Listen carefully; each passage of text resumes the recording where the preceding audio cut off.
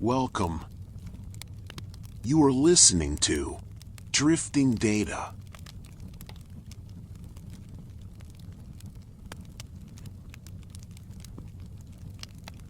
Hello, and welcome to Drifting Data. If you're here, you're probably seeking something. Perhaps rest after a long day. Perhaps distraction from racing thoughts. Perhaps simply a gentle voice to accompany you as you drift towards sleep.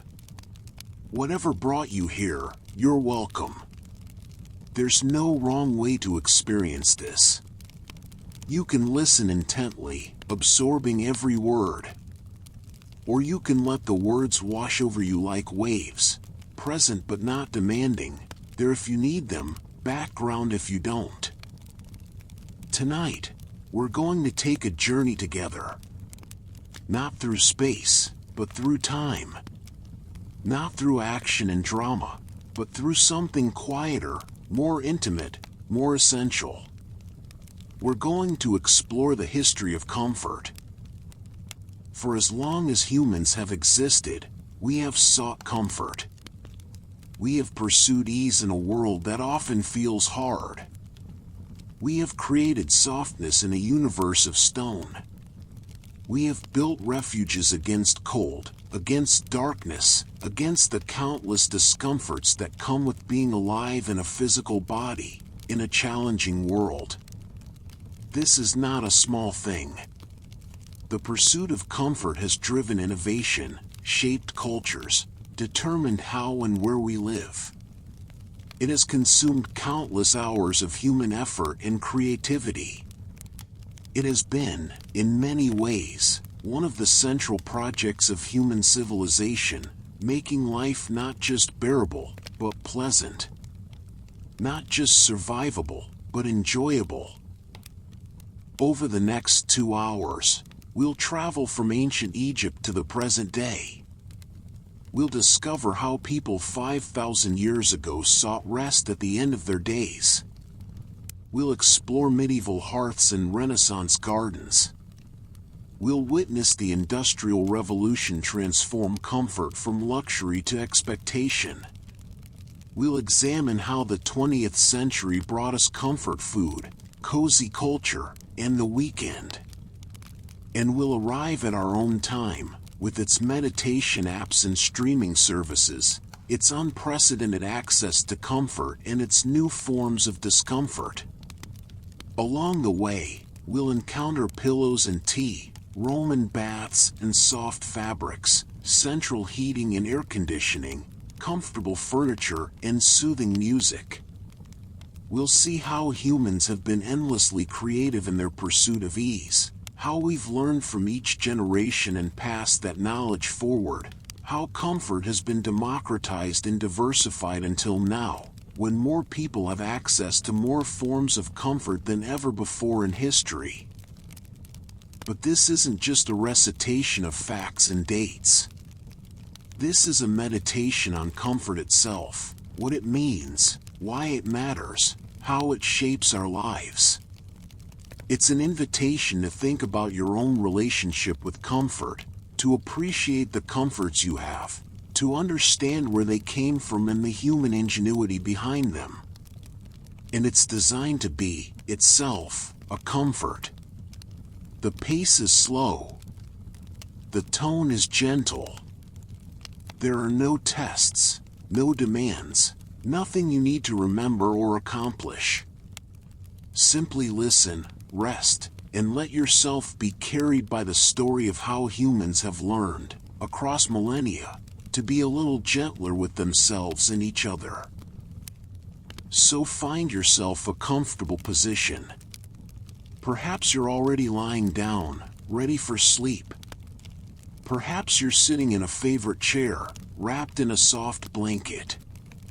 Perhaps you're somewhere else entirely, on a train, on a walk, in a moment stolen from a busy day.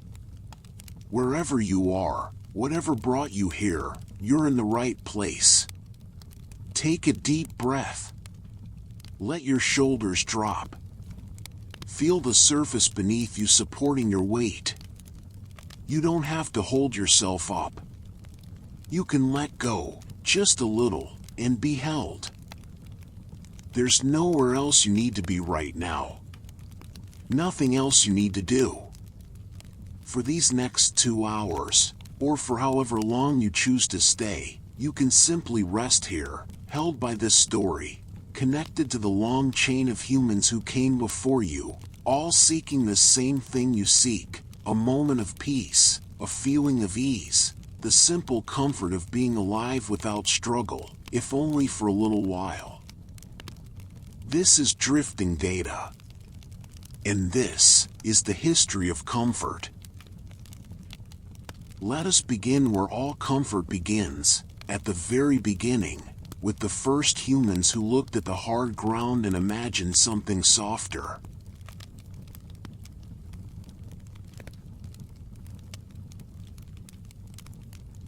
The History of Comfort. Part 1. Ancient Comfort. Close your eyes, if you wish, and breathe deeply. Let the weight of the day settle into the surface beneath you.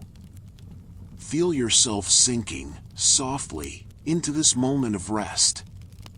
Tonight, we journey together through time, not through battles or empires, but through something far more intimate. We trace the quiet, persistent human search for comfort. For as long as we have walked this earth, we have sought refuge from its harshness. We have pursued softness in a world of stone, warmth in the face of cold, and peace amid chaos. This is the history of comfort. And it begins, as all things do, at the very beginning. Picture, if you will, the banks of the Nile River over 5,000 years ago. The sun beats down on golden sand, relentless and ancient. The air shimmers with heat. And yet, as evening falls and the great orange disk descends toward the horizon, the people of Egypt prepare for rest. In a modest dwelling, a craftsman returns home. His hands, calloused from shaping wood and stone, reach for something unexpected, a curved piece of polished wood, elegantly carved. This is his headrest, what we might call a pillow, though it bears little resemblance to the soft cushions we know today. Shaped like a crescent moon, it cradles the base of his skull, lifting his head from the heat-retaining ground below. To our modern sensibilities, such a pillow seems anything but comfortable. Hard, unforgiving wood where we expect gentle down. But in the wisdom of the desert, the Egyptians understood something profound. By elevating the head, by allowing air to flow beneath, these headrests kept sleepers cooler through sweltering nights. They protected elaborate hairstyles from the dust and dirt of the floor. Some believe they served a sacred purpose too, keeping the head, the seat of the soul, closer to the heavens, farther from the crawling things of earth. The wealthy adorned their headrests with precious materials, ivory, alabaster, faience glazed in brilliant blues and greens. They commissioned artisans to carve them with images of protective deities, the god Bes, with his leonine face, who guarded against nightmares and evil spirits. Even in sleep, comfort and protection intertwined. When a beloved person passed from this world, their headrest often accompanied them to the tomb, ensuring comfort in the afterlife. For the Egyptians understood that comfort was not merely physical, it was spiritual, eternal, a basic human right that transcended even death itself. As we drift along the currents of time, let us move eastward, to the vast expanse of ancient China, where another understanding of comfort was taking root. In the Yellow River Valley, around 4,000 years ago, the Chinese discovered something extraordinary in the leaves of a humble plant. The Camellia sinensis, the tea plant, offered more than sustenance. It offered a moment of pause, a ritual of warmth, a comfort that entered through the lips and spread through the body like gentle sunlight. According to legend, the Emperor Shennong sat beneath a tea tree, boiling water to purify it for drinking. A breeze stirred the branches above, and a few leaves drifted down into his pot. The water turned amber. The air filled with an aroma both earthy and transcendent. The Emperor tasted this accidental brew and felt a remarkable clarity, a gentle energy, a profound sense of well-being. Whether true or not, this story captures something essential about tea. Its discovery feels serendipitous, like a gift from the natural world to weary humanity. As centuries passed, tea evolved from medicinal tonic to daily comfort. The act of preparing it became meditation. The ritual of sharing it became communion. In the Tang Dynasty, the poet Lu Yu wrote the Cha Ching, the classic of tea, elevating tea preparation to an art form. He wrote of the perfect water, drawn from mountain springs, flowing over smooth stones. He described the ideal vessel, ceramic that would neither add to nor take away from the tea's essential character. He understood that comfort comes not just from consumption, but from attention, from mindfulness, from the complete presence in a simple act. Imagine sitting in a modest pavilion as mist rises from a pond. Your hands wrap around a bowl of warm tea, feeling its heat seep into your palms. You raise it to your lips, inhale its fragrance, notes of grass, of flowers, of distant mountains. The first sip is an awakening. The second, a settling. By the third, you are no longer drinking tea. You are participating in an ancient conversation between plant and person, between earth and consciousness. This is comfort not as escape, but as arrival, arriving fully in the present moment, in the warmth of now. The Romans, those masters of engineering and empire, understood comfort on a grand scale. While they conquered lands with military precision, they also conquered discomfort with equal determination. Consider the thermae, the great public baths that stood at the heart of Roman social life. These were not mere places to wash, but temples of relaxation, vast complexes where citizens of all classes could pursue the systematic comforts of water and warmth. The baths of Caracalla, completed in the 3rd century CE, could accommodate 1,600 bathers at once. Imagine approaching this magnificent structure, its walls soaring above you, marble columns gleaming in the Mediterranean sun. You enter through grand doorways, and the world transforms. You begin in the apoditerium, the changing room, where you leave behind the dust and demands of daily life.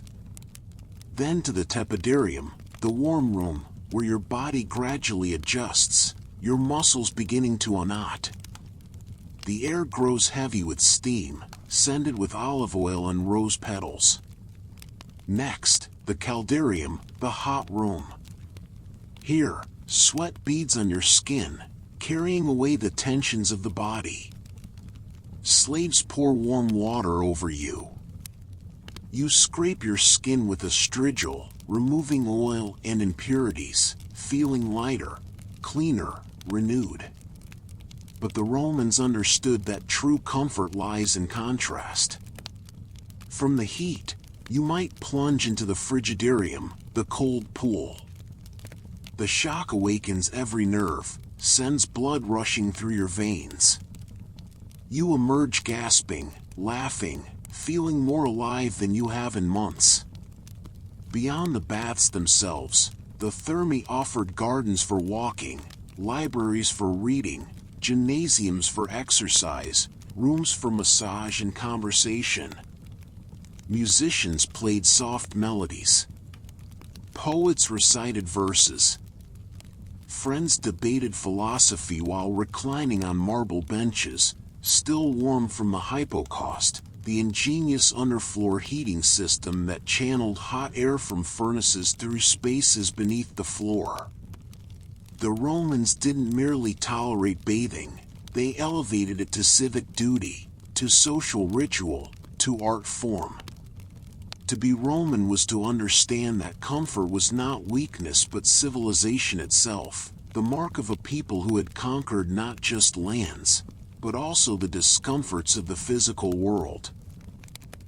In the ruins of these baths, which still stand in Rome and across the former empire, we can sense the echo of countless afternoons spent in peaceful repose, the ghost of steam still rising, the memory of comfort preserved in stone. In the ancient world, the boundary between comfort and spirituality often blurred. Nowhere was this more evident than in the practice of anointing with oils. Throughout the Mediterranean and Near East, from Egypt to Mesopotamia, from Israel to Greece, precious oils served as vehicles of comfort and healing. Frankincense and myrrh, those gifts of the Magi, were treasured not merely for their exotic origins but for their remarkable properties, their ability to soothe inflamed skin, to calm troubled minds, to transform the ordinary into the sacred. Picture a tired traveler arriving at an ancient household. According to the customs of hospitality, sacred throughout these cultures, the host would first offer water for dusty feet.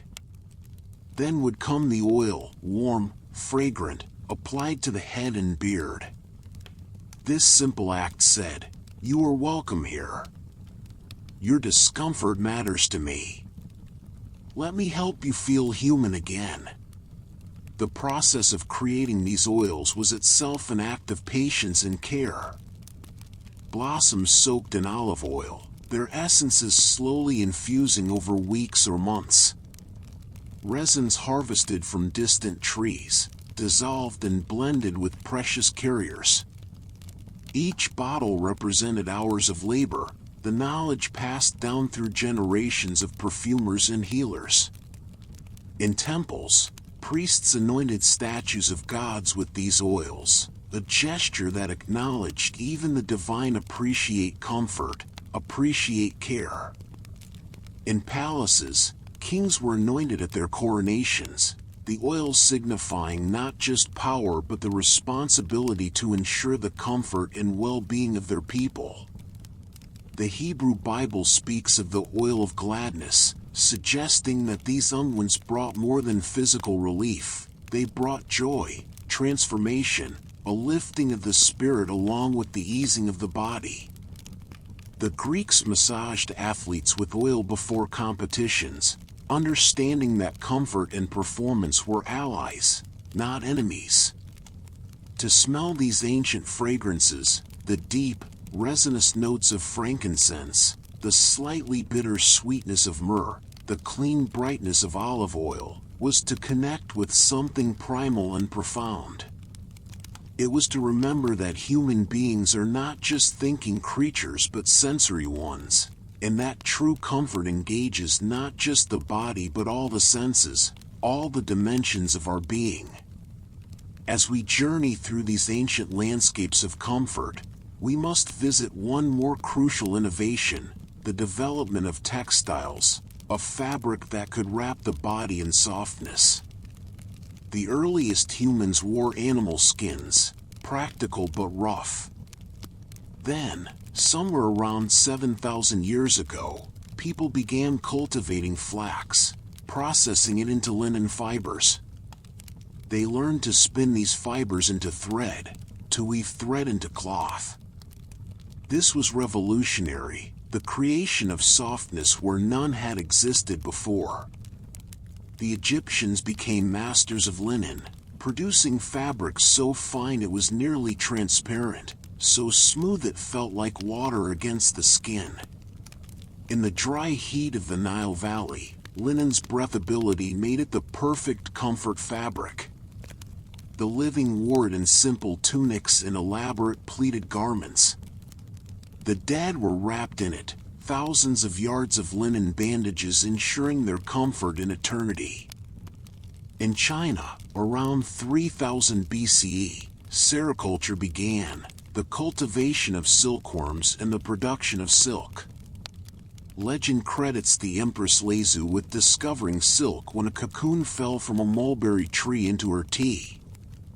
As she retrieved it, the cocoon began to unravel, revealing an impossibly fine, impossibly strong thread that caught the light like liquid gold. Silk became more than fabric, it became currency, status symbol, diplomatic gift.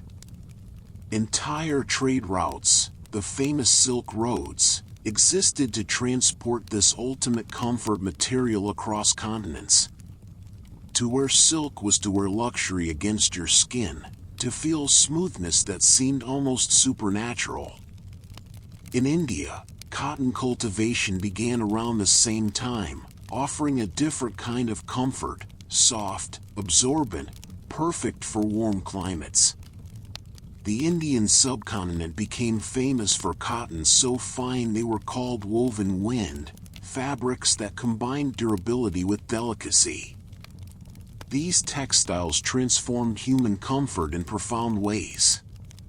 No longer did people simply endure their clothing, they could enjoy it. A soft tunic became a daily pleasure, a silk robe a nightly ritual. Fabric could be dyed in brilliant colors, indigo blues, madder reds, saffron yellows, so that comfort combined with beauty, function with art.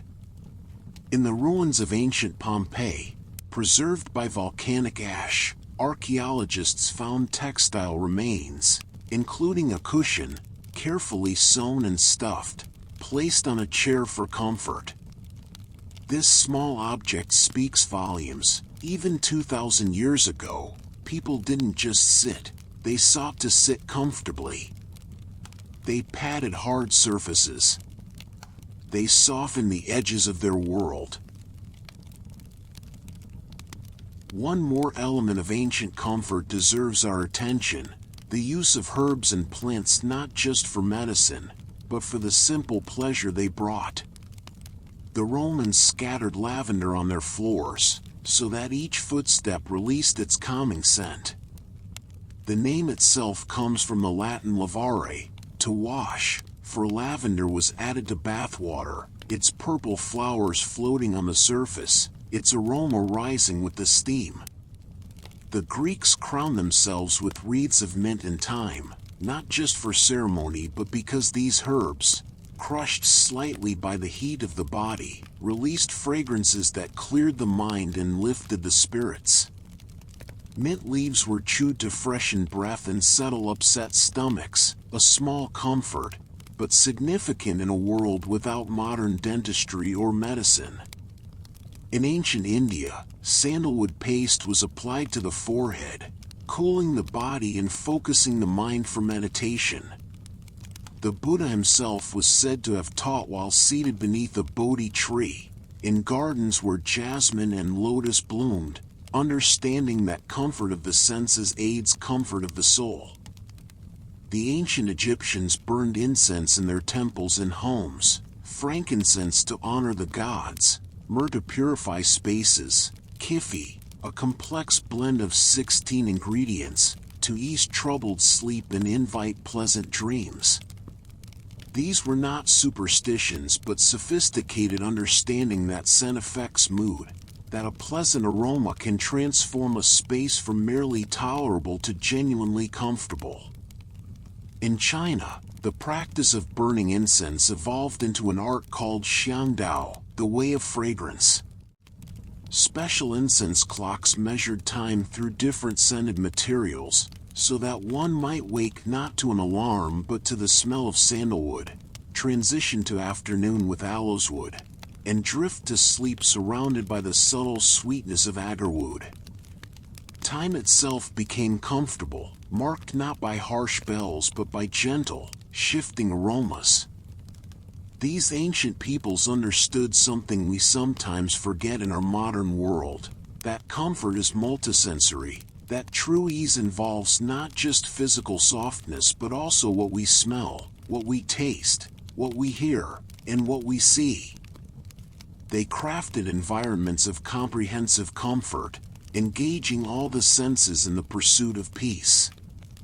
As we prepare to leave the ancient world and journey forward through time, take a moment to breathe deeply once more.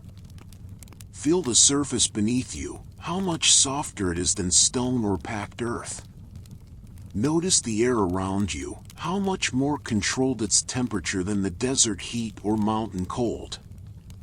Smell the cleanliness of your surroundings, how different from the smoke and sweat and animal musk that permeated ancient life. We are the inheritors of these ancient innovations.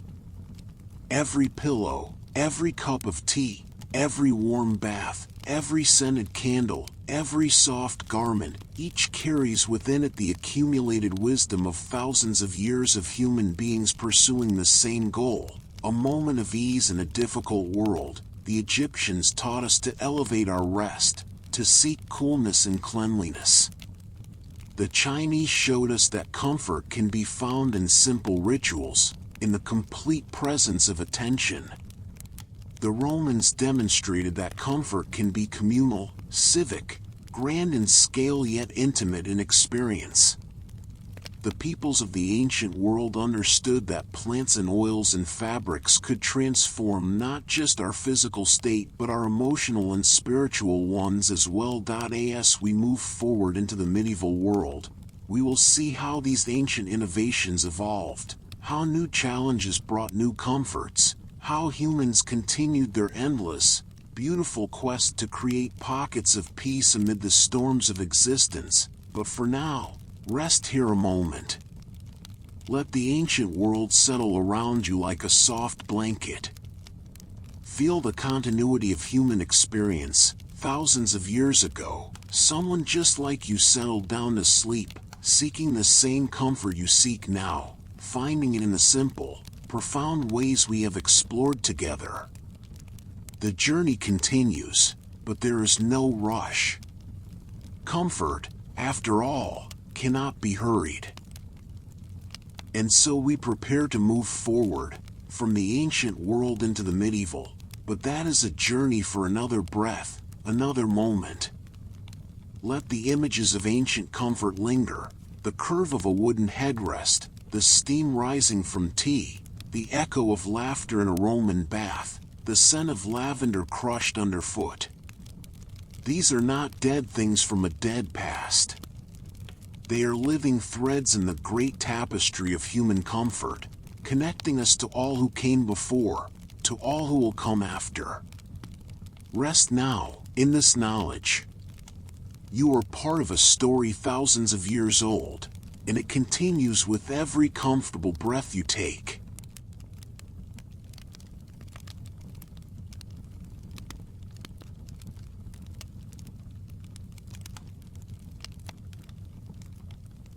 Part 2, Medieval and Renaissance Comfort. Breathe in slowly. Let your shoulders drop. Feel yourself settling deeper into this journey through time. We have walked through the ancient world, where comfort was first discovered, first named, first pursued with intention. Now we cross a threshold into a different era, one often called dark, but which held its own forms of light, its own profound understandings of warmth and refuge. Welcome to the medieval world, where comfort became synonymous with gathering, with hearth, with the creation of sanctuary against the vast and often frightening world beyond the door. Picture a cold November evening in the year 1200. Darkness falls early in northern Europe, and with it comes a chill that seems to seep into the very bones of the earth. In a manor house, not grand by our standards, but solid, protected, a fire burns at the center of the great hall.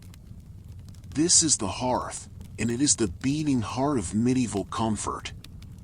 The hearth was not merely a source of heat, it was the organizing principle of domestic life. Around it, The household gathered. The lord and lady sat closest, in their chairs, a privilege of rank, for chairs were rare and precious. Benches accommodated others in descending order of importance. The poorest sat farthest from the flames, but even they felt some measure of its warmth, some share of its light. The fire pit, often set directly into the floor in early medieval halls, sent smoke upward toward a hole in the roof. The air was not perfectly clear, smoke lingered, stinging eyes, settling into clothing and hair. But this was accepted, even embraced, for the alternative was unthinkable: the deep, bone-penetrating cold of a northern winter without flame. As the centuries progressed, the hearth evolved. Fireplaces appeared, built into walls, with chimneys to carry smoke away. This seemingly simple innovation transformed comfort profoundly. Now rooms could be warmer with less smoke. The heat radiated more efficiently. Multiple fireplaces in larger homes meant multiple rooms could be heated, allowing for privacy in specialized spaces, a revolutionary concept in domestic comfort. The fire itself was treated with reverence. It was never allowed to die completely, for starting a fire was difficult and time-consuming without matches. A household fire that burned continuously, year after year, decade after decade, became part of the family identity, a literal eternal flame of home and hearth. Listen to the crackling of that fire. Watch the flames dance, orange and yellow and blue at the base. Feel the radiating warmth on your face while your back remains cool. Smell the wood smoke, oak or ash or birch, each with its own subtle character. This is comfort not as luxury but as survival made sacred, necessity transformed into ritual. On winter evenings, as the household gathered around the hearth, stories were told. Minstrels sang ballads of distant lands and ancient heroes. Elders recounted tales of their youth. Children listened, their faces glowing in the firelight, learning their place in the long chain of human memory. The hearth was not just physical comfort, it was social, cultural, psychological comfort, the knowledge that you belonged, that you were part of something larger than yourself, that you would not face the darkness alone. Medieval comfort was, by necessity, communal. Privacy as we know it barely existed. People slept together in groups for warmth. They ate together at long tables. They worked side by side in fields and workshops. Solitude was suspect, sometimes dangerous, the night had teeth, and one was safer in company. This communal nature created its own form of comfort, the comfort of presence, of knowing you were surrounded by people who shared your struggles and your small triumphs. In monasteries, this communal comfort reached perhaps its highest expression. The monks of medieval Europe created spaces dedicated to peace, order, and mutual support. The cloister garden, enclosed by covered walkways, offered a protected outdoor space for walking meditation. Herb gardens provided not just medicine but also fragrance and the therapeutic work of tending growing things. The scriptorium, where monks copied manuscripts by hand, was designed for long hours of sedentary work. Windows provided natural light, precious in an age before artificial illumination. In winter, some scriptoriums had heating systems, for cold fingers could not hold a pen properly, and valuable manuscripts deserved protection from the damp. The monks developed schedules that divided the day into manageable portions, each period devoted to different activities: prayer, work, study, meals, rest. This structure itself was a form of comfort, the knowledge of what comes next, the rhythm that made time comprehensible and bearable. They understood something profound, that comfort is not always about softness or ease, but sometimes about order, about meaningful work, about a life shaped with intention rather than left to chaos. In the monastery infirmary, sick monks received special comforts denied to the healthy: white bread instead of coarse brown, wine instead of ale, permission to sleep late, exemption from communal prayers. They rested on mattresses stuffed with straw, not luxurious by our standards, but softer than the hard wooden benches most monks slept upon. These small indulgences acknowledged that suffering deserved compassion, that the sick needed both physical and spiritual comfort. Even the bells that rang throughout the day and night, calling monks to prayer, served a comforting purpose. In a world without clocks, these bells oriented people in time, told them they were not adrift in an endless present but part of a structured, meaningful existence. As we move through the medieval centuries, textiles become increasingly important to comfort, especially in the colder climates of Northern Europe. Tapestries, those magnificent woven artworks, served a dual purpose. They were beautiful, certainly, depicting scenes from the Bible, from classical mythology, from courtly life. But they were also functional, profoundly so. Hung on stone walls, they created an insulating layer of air, reducing drafts and radiating cold.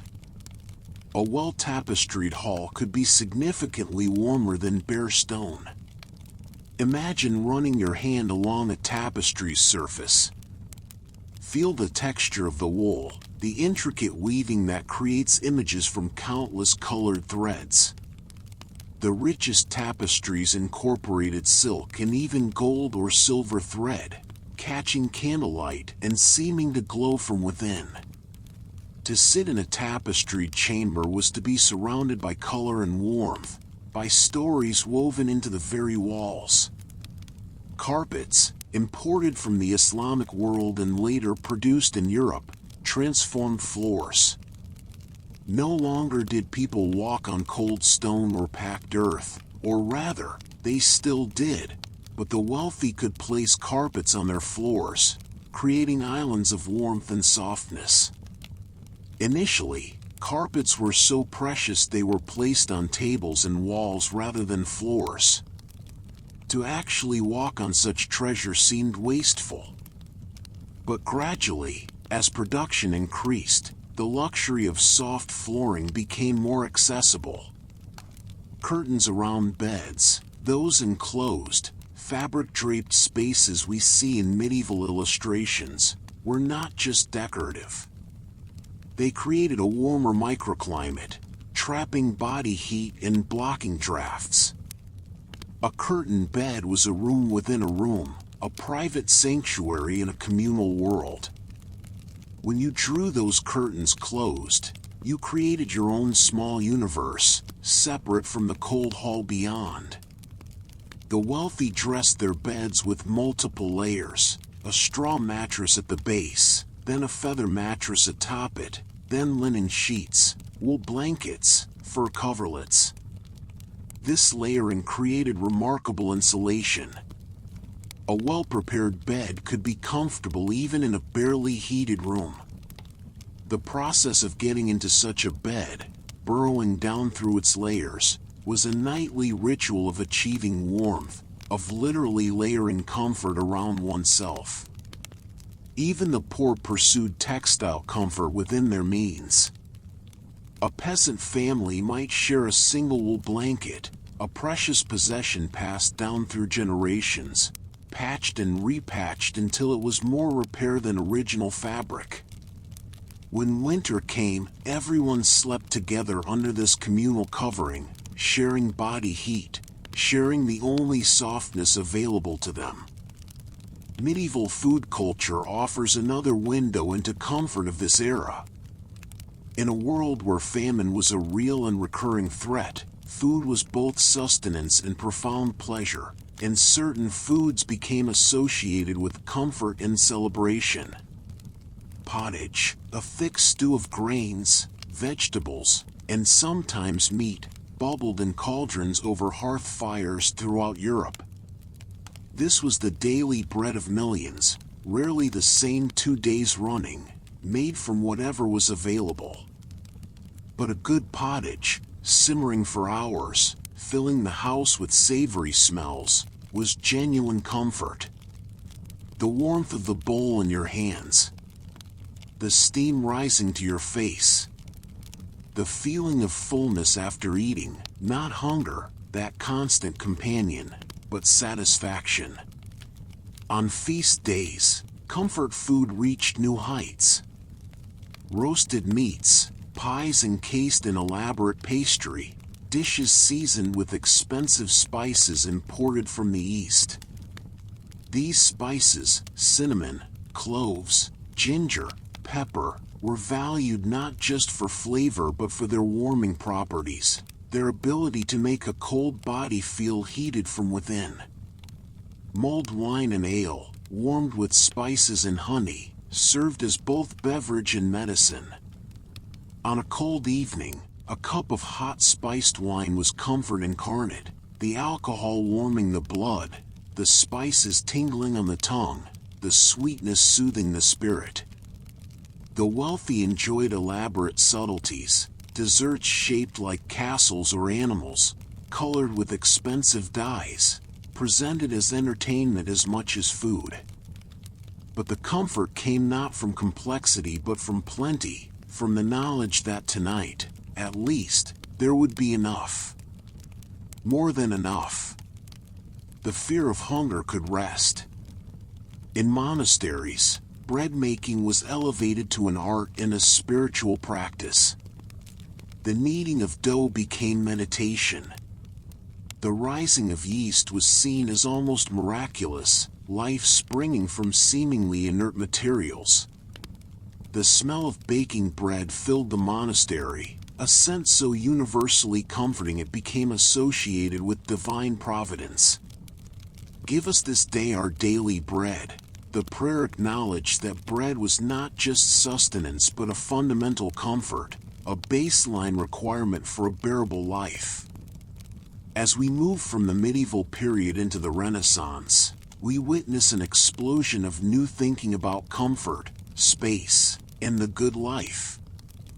The Renaissance, beginning in 14th century Italy and spreading across Europe over the following centuries, brought with it a renewed interest in classical learning and a new emphasis on human experience, human pleasure, human comfort. Where medieval thought often emphasized suffering as spiritually valuable, Renaissance thinkers dared to suggest that pleasure and beauty might also serve divine purposes. Architecture began to change. Windows grew larger, letting in more light. Rooms became more specialized, separate spaces for sleeping, eating, receiving guests, private study. This specialization allowed each space to be optimized for its purpose, increasing comfort in every activity. The studiolo, or private study, emerged among wealthy Italian merchants and scholars. This was a small room, often beautifully decorated with intarsia, inlaid wood, or frescoes, where a person could retreat with books and thoughts. The studiolo represented a new kind of comfort, intellectual comfort, the pleasure of solitary contemplation, the luxury of time and space dedicated purely to thinking. Gardens became increasingly important, especially in Italy with its favorable climate. The Renaissance garden was not the wild, herb-focused space of the medieval monastery, but a carefully designed environment of symmetry and beauty. Citrus trees in terracotta pots. Fountains providing the soothing sound of water. Shaded loggias where one could sit and read. protected from the sun. Box hedges trimmed into geometric patterns. The scent of roses and jasmine on the evening air. These gardens offered comfort through beauty, through the pleasure of being surrounded by carefully cultivated nature. They were outdoor rooms, extensions of the comfortable interior spaces, places where fresh air and aesthetic pleasure combined.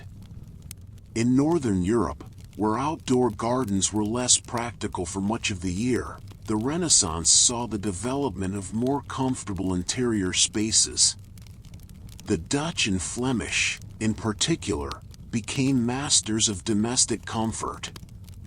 Their paintings from this era show us remarkably cozy interiors, clean, well-lit rooms with tiled floors or carpets, comfortable chairs, windows with actual glass panes, and an overall sense of ordered cleanliness that would have been rare in earlier centuries. The Renaissance also brought innovations in furniture that transformed comfort. The chair, once a symbol of authority reserved for the head of household, became more common. Cushions made them softer. Upholstery, padding covered in fabric, began to appear, creating genuinely comfortable seating. The cassone, or Italian marriage chest, served as storage, seating, and decorative object. Richly painted or carved, it held a bride's trousseau and symbolized domestic comfort and plenty. To have full chests meant having supplies, clothing, linens, all the materials needed for comfortable daily life.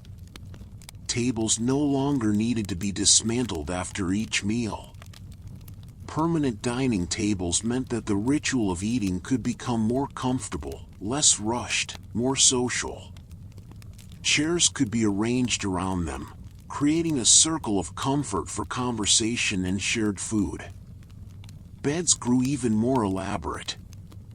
Four-poster beds with fabric canopies dominated wealthy bedchambers.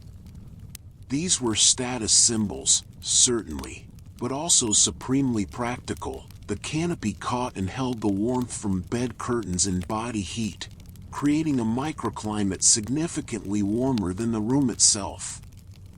Some beds were so large and so valuable that they were mentioned specifically in wills, passed down through generations like precious heirlooms. The development of the sprung mattress, mattresses with wooden slats and ropes creating a flexible, supportive base, improved sleep quality dramatically. No longer did one sleep on solid boards or simple straw. The slight give of the sprung mattress distributed weight more evenly, reducing pressure points, allowing for more restful sleep. Books themselves became sources of comfort during the Renaissance. With the development of the printing press by Johannes Gutenberg around 1440, books became more available, more affordable. A merchant could own books. A scholar could have a personal library. Knowledge was no longer locked away in monastery libraries. Reading offered a new kind of comfort, the comfort of escape into other worlds, other minds, other possibilities.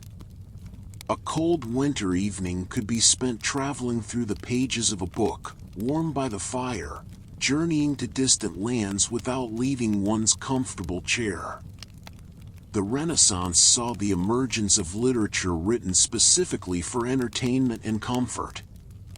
Dante's Comedy, later called the Divine Comedy, Boccaccio's Decameron, Chaucer's Canterbury Tales. These were not dry theological texts but engaging stories about human experience, full of humor and pathos and recognition of shared humanity. Poetry flourished, celebrating beauty, love, and the pleasures of life. Petrarch wrote sonnets to Laura, exploring the emotional landscape of love with unprecedented depth. These poems were copied, shared, read aloud in comfortable gatherings, creating communities of shared feeling and aesthetic appreciation. The ability to read silently to oneself, which became more common during this period, created yet another form of comfort, the internal conversation between reader and text, private and profound. You could enjoy a book's comfort without sharing it, could return to favorite passages, could find solace in words whenever needed. Music, too, evolved to provide new forms of comfort. Medieval music had been primarily religious, Gregorian chants, hymns, liturgical compositions. The Renaissance saw an explosion of secular music designed for pleasure and entertainment.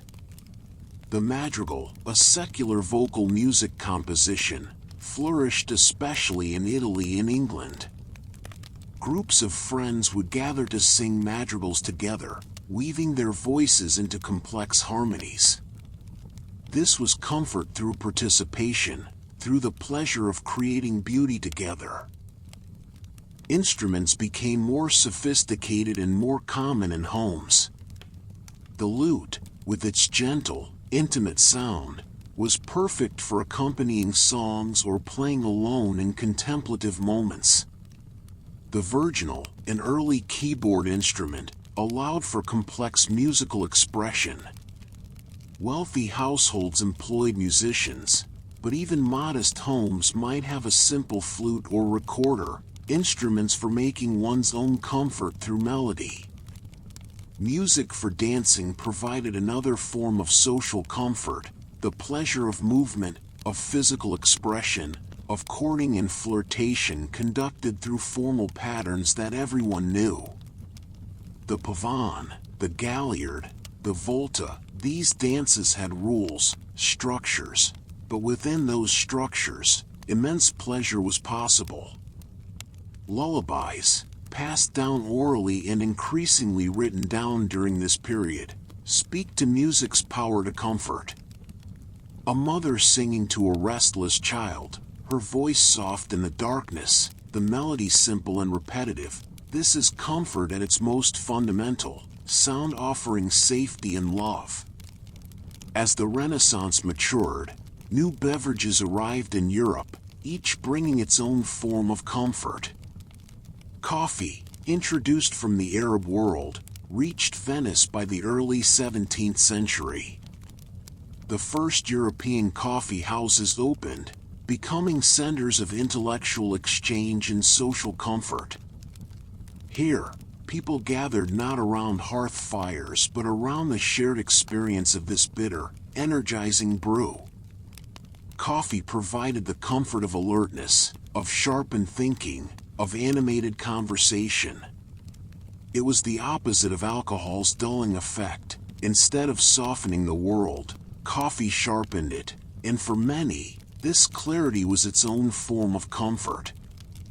Chocolate arrived from the Americas, initially consumed as a bitter drink mixed with spices.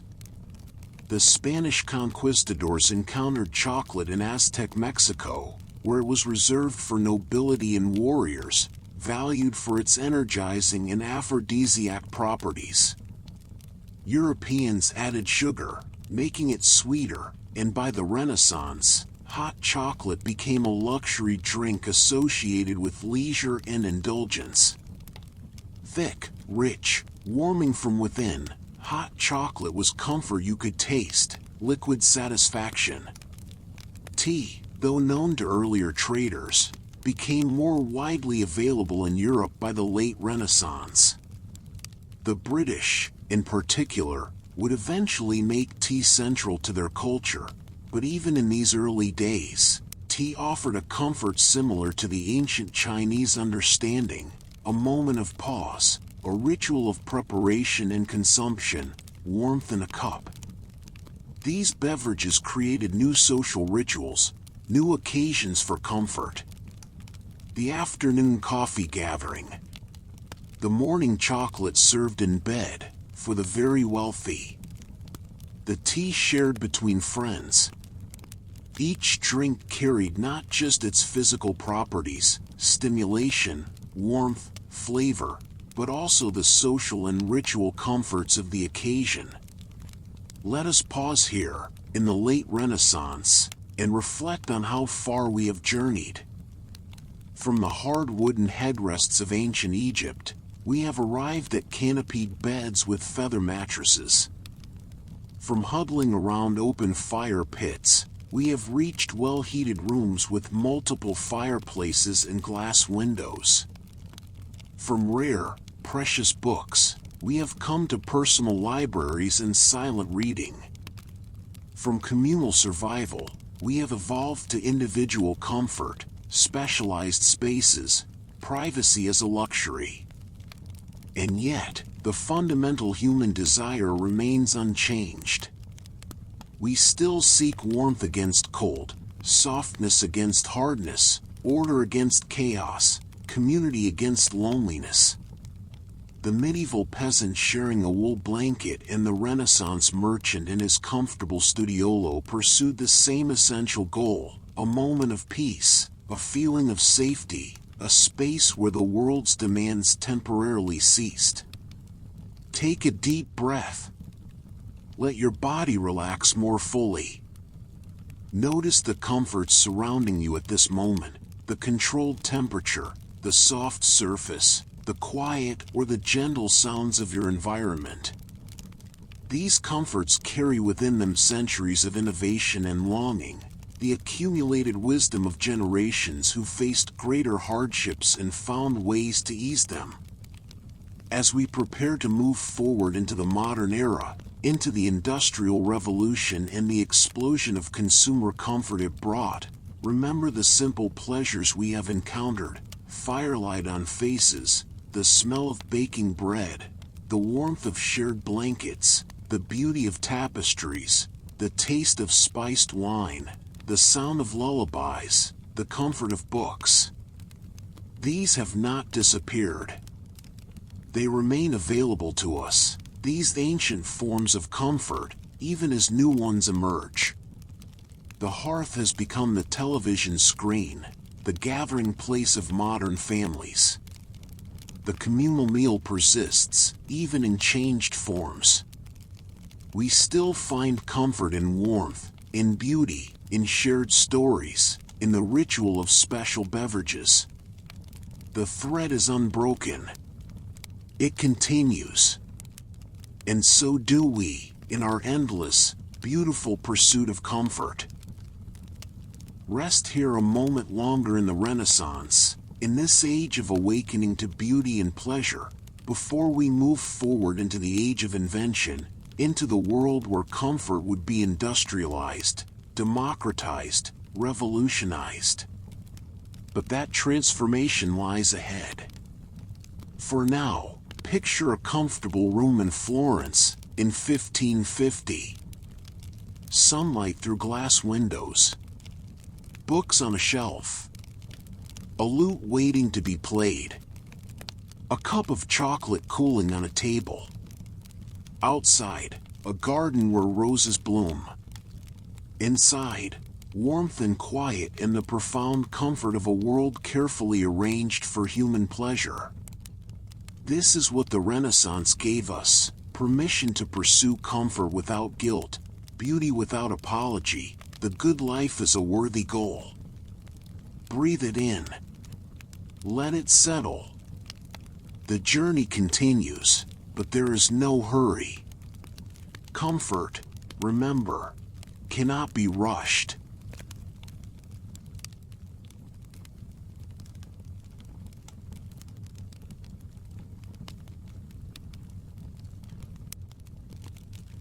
The History of Comfort. Part 3. Industrial Revolution and Modern Inventions. Settle yourself once more. Feel the rhythm of your breathing, steady and calm. Let the Renaissance fade gently behind us as we step forward into a world of transformation. We are entering the age of steam and steel, of factories and mass production, of inventions that would revolutionize comfort in ways unimaginable to those who came before. This is the Industrial Revolution, and with it comes a paradox: immense suffering for many, and yet, the seeds of universal comfort being planted for the first time in human history. Take a breath, and let us journey into this world of smoke and innovation. The year is 1750, and the world is beginning to change with a speed unprecedented in human history. In England's coal-lit workshops and water-powered mills, the first stirrings of industrialization are transforming not just how things are made, but what can be made, and for whom. For centuries, comfort items were handcrafted, one at a time. A chair took days or weeks to build. Fabric was woven on hand looms, thread by thread. Glass was blown by skilled artisans. This meant that comfortable goods were expensive, available only to the wealthy. The masses made do with rough approximations, their comfort cobbled together from scraps and ingenuity. But now, machines began to multiply human effort. The spinning jenny, invented by James Hargreaves in 1764, allowed one worker to spin 8 threads simultaneously, then 16, then more. The power loom mechanized weaving. Suddenly, fabric, that fundamental comfort material, could be produced in quantities unimaginable before. What had taken weeks could now take hours. This was the great promise of industrialization, abundance. Comfort for the many, not just the few. But the transition was far from comfortable. Factory workers labored in harsh conditions, long hours in poorly lit, dangerous environments. Children worked alongside adults. The air in industrial cities grew thick with coal smoke. Rivers ran black with chemical waste. The countryside, once the domain of agricultural labor, emptied into crowded urban slums where families lived in single rooms without adequate heat, light, or sanitation. The Industrial Revolution created comfort through tremendous discomfort, a transaction we are still reckoning with today. And yet, from this crucible of change emerged innovations that would transform domestic life, that would make comfort accessible in ways never before possible. Let us begin with light, for the control of light is the control of time itself, and the extension of comfortable waking hours into the darkness. For most of human history, the night belonged to darkness. Candles and oil lamps provided some illumination, but they were expensive, smoky, and dangerous. Most people rose with the sun and retired soon after sunset, their days dictated by natural light. In 1792, William Murdoch demonstrated coal gas lighting in his home. By the early 19th century, gas lamps illuminated streets in major cities. By mid-century, wealthy homes had gas lighting installed. For the first time, night could be pushed back substantially. Rooms could be brightly lit. Reading after sunset became easier. Evening social gatherings could extend later into the night. But gas lighting had drawbacks. It produced heat, consumed oxygen, and carried the risk of leaks and explosions. The true revolution in lighting comfort came with electricity. Thomas Edison's incandescent light bulb, perfected in 1879, changed everything.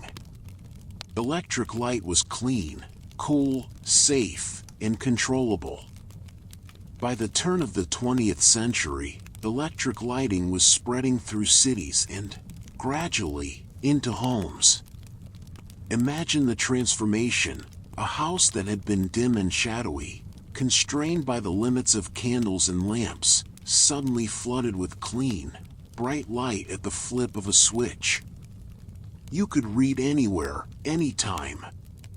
You could work, play, socialize without regard to the sun's position. The fear of darkness, that ancient human fear, could be banished from the home. This was comfort as liberation from nature's constraints. The night became optional, a choice rather than an inevitability. Parallel to the revolution in lighting came the revolution in heating. We have spoken of hearths and fireplaces, but these heated only the room they were in, and inefficiently at that. Much heat escaped up the chimney. Rooms distant from the fire remained cold. Bedrooms were often unheated entirely. Central heating, the idea of warming an entire house from a single source, emerged gradually through the 19th century. Early systems used coal furnaces in basements, with hot air or steam carried through ducts or pipes to radiators in each room. The first radiators were cast iron, heavy and industrial looking, but they represented a profound comfort innovation. No longer did one need to huddle by a fireplace or stove. Every room could be warm. You could walk from bedroom to kitchen to parlor in equal comfort. Elderly people and young children, most vulnerable to cold, could be warmed throughout the house. Imagine waking on a winter morning in 1900, in a house with central heating. The room is not frigid. You do not see your breath. You do not dread leaving the cocoon of your bed covers.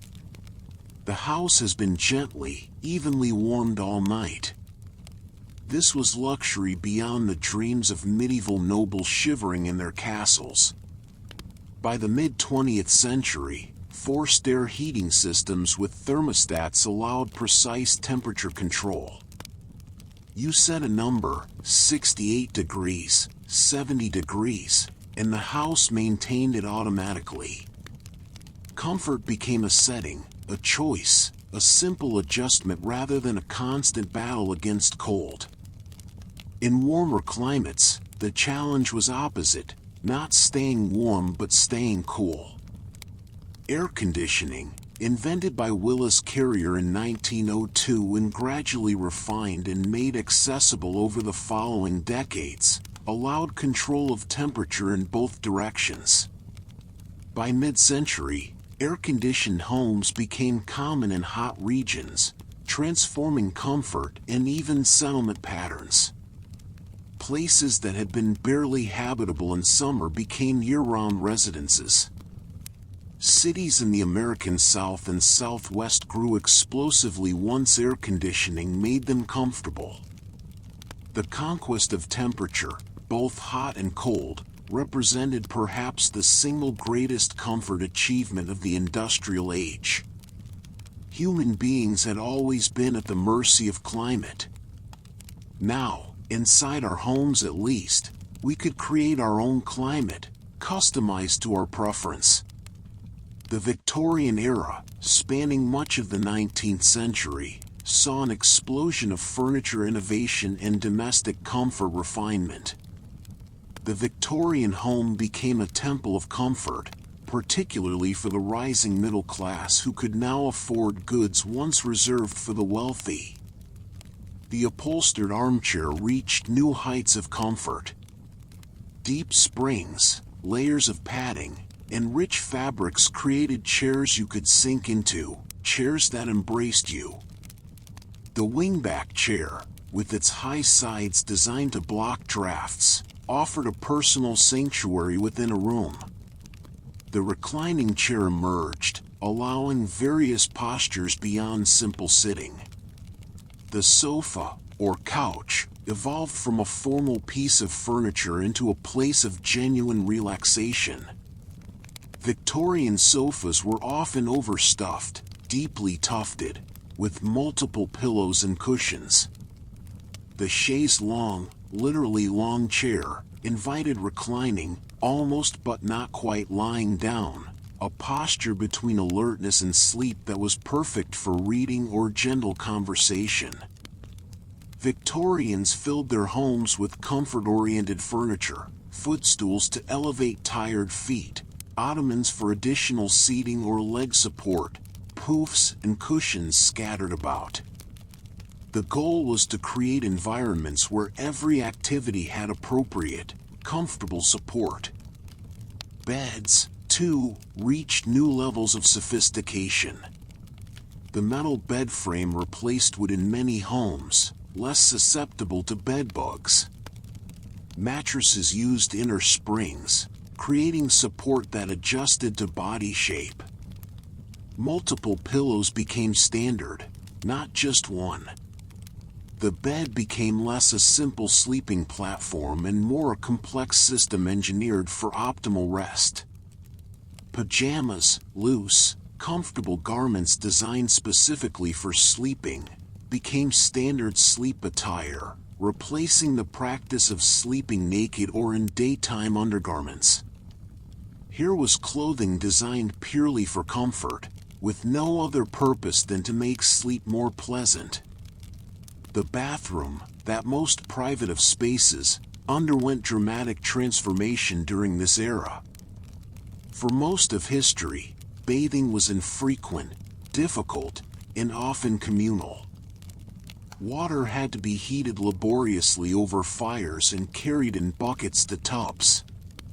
Indoor plumbing changed everything. By the late 19th century, urban homes in developed countries could have bathrooms with running water, both hot and cold. The bathtub became a permanent fixture, connected to pipes, no longer needing to be filled and emptied by hand. Imagine the luxury, turning a tap and having hot water flow, as much as you want, whenever you want it. The ability to bathe regularly, in privacy, in water you control. This was comfort as cleanliness, as hygiene, as personal care elevated to a daily possibility rather than a rare event. The flush toilet, though invented earlier, became standard in this period. Indoor toilets with running water meant no more chamber pots, no more trips to outdoor privies in all weather. This was comfort as dignity, as the elimination of unpleasant and undignified necessities. Bathrooms accumulated comfort amenities, thick towels, bath mats, soap dishes, medicine cabinets with mirrors. The bath became not just cleaning but a comfort ritual, a time of privacy and relaxation. Bubble bath, bath oils, and bath salts appeared, transforming washing into pampering. By the early 20th century, the modern bathroom was essentially complete, a private room with toilet, sink, and bathtub or shower, with hot and cold running water, good lighting, and ventilation. This represented a comfort revolution comparable to central heating, the conquest of one of life's most basic necessities in its transformation into a source of daily pleasure. The kitchen, too, was transformed. For millennia, cooking meant tending open fires or temperamental wood stoves. Temperature control was difficult. Kitchens were hot in summer, and the heat could not be easily moderated. Smoke and soot were constant companions. The gas stove, introduced in the mid-19th century, and the electric stove, following by the early 20th century, revolutionized cooking comfort. Turn a knob, and instant, controllable heat appeared. No more building fires, no more waiting for coals to reach the right temperature. Cooking became precise, cleaner, faster. The refrigerator, transitioning from iceboxes to electric models by the 1920s and 30s, preserved food safely and conveniently. No more daily shopping because food spoiled quickly. You could stock your home with a week's worth of food, knowing it would remain fresh. This was comfort as security, as convenience, as the reduction of daily burden. Other appliances followed, electric kettles for quick hot water, toasters for perfect bread, mixers for easier baking. Each removed some element of labor, some point of friction, making the kitchen a more comfortable, efficient workspace. The impact on women's lives was particularly significant, as they bore primary responsibility for cooking in most households. These innovations didn't eliminate their labor, but they made it less physically demanding, more predictable, more pleasant. A woman cooking dinner in 1930 experienced far more comfort than her grandmother had in 1850. Let us speak now of a comfort innovation so simple, yet so profound, that we barely notice it today: the washing machine. For thousands of years, laundry was brutal work. Clothes had to be soaked, boiled, scrubbed, rinsed, wrung out, and hung to dry, hours of hard physical labor for each load. Laundry day was genuinely dreaded, an exhausting ordeal that left hands raw and backs aching. The first electric washing machines appeared in the early 20th century. They were primitive by modern standards, but they represented liberation from one of domestic life's most onerous tasks. By mid-century, automatic washers that filled, washed, rinsed, and spun without constant supervision became common. The dryer followed, eliminating the need to hang wet laundry and wait for weather and sun to dry it. Now, laundry could be done any day, in any weather, with minimal physical effort. You loaded clothes, added soap, pressed a button, and hours later, you had clean, dry laundry.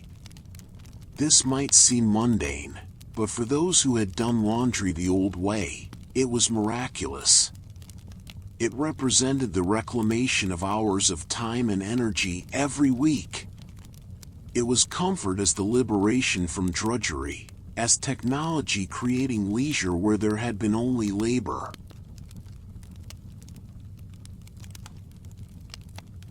The same principle applied to other household innovations: vacuum cleaners replacing brooms and carpet beaters, dishwashers replacing hand washing, electric irons that heated instantly instead of heating on stoves. Each removed friction, reduced effort, created time and energy for other pursuits. As the 20th century progressed, new materials revolutionized comfort. Synthetic fabrics, developed in laboratories, offered properties natural fibers could not match. Nylon, invented in 1935, was strong, elastic, quick-drying, and mold-resistant. It appeared in stockings, undergarments, and countless other applications. Polyester, developed in the 1940s, resisted wrinkles and could be blended with natural fibers to create fabrics that combine the best properties of both. Synthetic materials made clothing more comfortable in new ways. Athletic wear became more functional. Undergarments became more supportive without being restrictive. Outdoor gear became waterproof yet breathable. Clothing could be designed for specific purposes, engineered for comfort in particular activities. Foam rubber and later polyurethane foam transformed cushioning. Furniture could be softer, more supportive, more durable. Memory foam, originally developed by NASA, eventually found its way into mattresses and pillows, conforming to body shape and distributing weight evenly. Sleep comfort reached new levels as mattresses became sophisticated systems rather than simple padding. Plastics made many items cheaper and more widely available. What had once been expensive goods became affordable for the masses. A comfortable chair no longer required expensive wood and costly upholstery. It could be molded from plastic, cushioned with foam, and sold at a fraction of the traditional cost. This democratization of comfort was perhaps the greatest achievement of industrial age innovation. Comfort was no longer primarily for the rich. A working-class family could have a comfortable home, with soft furniture, warm beds, effective lighting, and appliances that reduced labor. The automobile, invented in the late 19th century and becoming common by the 1920s, brought a different kind of comfort, the comfort of mobility, of independence, of controlling one's movement through space. Early automobiles were uncomfortable, open to weather, rough riding, noisy. But they evolved rapidly. Enclosed cars protected from rain and cold. Suspension systems smoothed the ride. Heaters kept the interior warm in winter. By the 1950s and 60s, air conditioning made long summer drives pleasant. Radios provided entertainment. Comfortable seats with springs and padding made hours behind the wheel bearable. The car became a mobile living room, a private space that moved through public space. For many, time in the car became a refuge, a place of solitude during the commute, a space for thinking, for listening to music, for the comfortable transition between work and home. The automobile also enabled new forms of recreation and relaxation. Weekend drives to the countryside. Vacations to distant locations. The road trip is an adventure of comfort and discovery. Motels and drive-in restaurants catered to automobile travelers, creating comfort infrastructure across the landscape. As we move through the mid-20th century, another comfort revolution emerges, the rise of entertainment technology within the home. The radio, becoming common in the 1920s and 30s, brought music, news, and storytelling into living rooms. Families gathered around radios as they once gathered around hearths, listening together to programs that became cultural touchstones. The radio offered comfort as connection, as the knowledge that millions of others were listening to the same program at the same moment. The phonograph, and later vinyl records, allowed people to own music, to play favorite songs whenever desired. Music, once available only through live performance, became a commodity you could purchase and enjoy in your home's comfort. You could create the soundtrack to your own life, selecting music to match your mood, using it to enhance relaxation or celebration. Television, spreading rapidly through the 1950s and 60s, added pictures to sound. The TV became the new hearth, the center of family gathering. Programs provided shared entertainment, conversation starters, comfort through humor and story. The ability to be entertained without leaving home, without effort, was a new form of comfort, passive but real, asking nothing of the viewer but attention. These technologies created comfort through distraction, through the filling of time with pleasant stimulation. After a day of work, you could come home and be entertained without effort. This was psychological comfort, the easing of boredom and the provision of pleasure. Let us pause here and consider what has been achieved. In the span of roughly 2 centuries, human comfort was transformed more dramatically than in all previous millennia combined. We have conquered darkness with artificial light. We have conquered temperature with heating and cooling. We have conquered distance with automobiles and later airplanes. We have conquered isolation with communication technologies. We have conquered labor with machines and appliances. We have conquered scarcity with mass production. A middle-class person in 1960 lived with comforts beyond the imagination of kings and queens from just 2 centuries before. They had hot water on demand, perfect climate control, instant lighting, soft furniture, clean clothes, fresh food, entertainment at their fingertips. Their daily life involved less physical hardship and more material comfort than 99% of all humans who had ever lived. And yet, something subtle was shifting.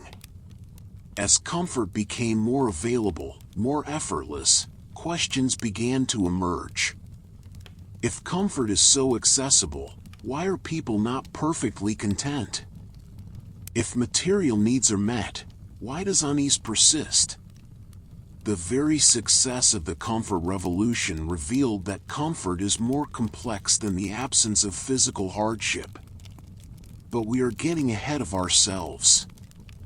These questions would become more pressing in the late 20th century, which we will explore next. For now, let us rest in this mid-century moment, this peak of industrial age comfort achievement. Picture a suburban home in 1960.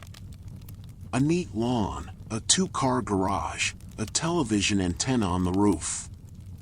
Inside, the thermostat maintains 72 degrees year-round. In the living room, a comfortable sofa faces the television. The kitchen gleams with modern appliances, refrigerator, electric stove, dishwasher, washing machine.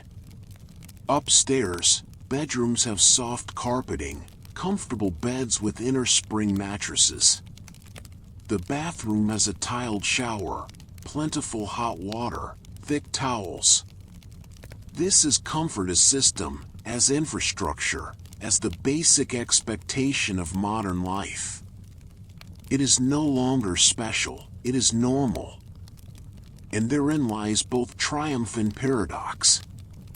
The triumph is obvious: widespread material comfort, billions of people living with basic physical needs reliably met, able to focus on higher pursuits because survival is not in question. The paradox is subtler. When comfort becomes baseline, when we no longer remember what it's like to be cold or hungry or exhausted by physical labor, what do we long for? What new forms of comfort do we seek? These questions would shape the next phase of comfort's history, the phase we still inhabit today. But before we move there, take a moment to appreciate what has been built, what has been achieved through these industrial centuries. Every machine, every appliance, every material innovation represents someone identifying a source of discomfort and working to eliminate it. Engineers and inventors, driven by curiosity and often by profit, but also by a genuine desire to make life easier, less hard, more pleasant. Yes, industrialization brought tremendous costs, pollution, alienation, inequality. But it also brought genuine comfort to more people than ever before. It democratized ease. It made the good life accessible beyond narrow elites. Breathe deeply. Feel the surface supporting you, likely far more comfortable than anything available to people just a century ago. Notice the air temperature, probably precisely controlled to your preference. Observe the light, bright enough to read by, yet gentle enough for rest, available at your command. These are inheritances from the industrial age, gifts from those who imagined and built and refined. We are beneficiaries of their work, living in the comfortable world they created. But comfort's story does not end here. In fact, in many ways, it is just beginning. For as we will see in the next phase of our journey, the late 20th century in our contemporary moment would bring new understandings of comfort, new technologies, and new questions about what it means to live comfortably in a complex world. We will explore comfort food in its psychological depths. We will encounter the rise of wellness and self-care. we will see how digital technology creates entirely new forms of comfort and, paradoxically, new forms of discomfort. We will discover cozy as an aesthetic and a philosophy. We will witness comfort becoming not just physical but emotional, psychological, even existential. But that journey awaits.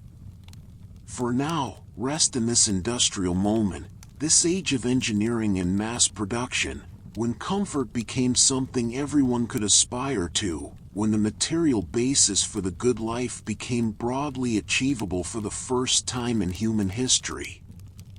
It was a genuine revolution, as significant in its way as any political upheaval. It was the comfort revolution, and we are all its heirs. The machines hum quietly, doing their work without complaint. The lights glow steadily, pushing back the darkness. The temperature holds constant, neither too hot nor too cold. Everything is as it should be, comfortable and controlled. And we can rest, knowing that the struggle against cold and hunger and darkness, the struggle that defined most of human history, has been largely won, at least for some of us, at least for now. Rest in that knowledge. Let it comfort you. The journey continues, but you are held by all that has been built, all that has been achieved, all the cumulative wisdom of those who came before. Comfort is yours. Breathe it in. Settle into it. And when you are ready, we will continue forward, into the contemporary world, into the present moment where comfort takes on new meanings and new forms. But there is no rush. Comfort, as always, cannot be hurried.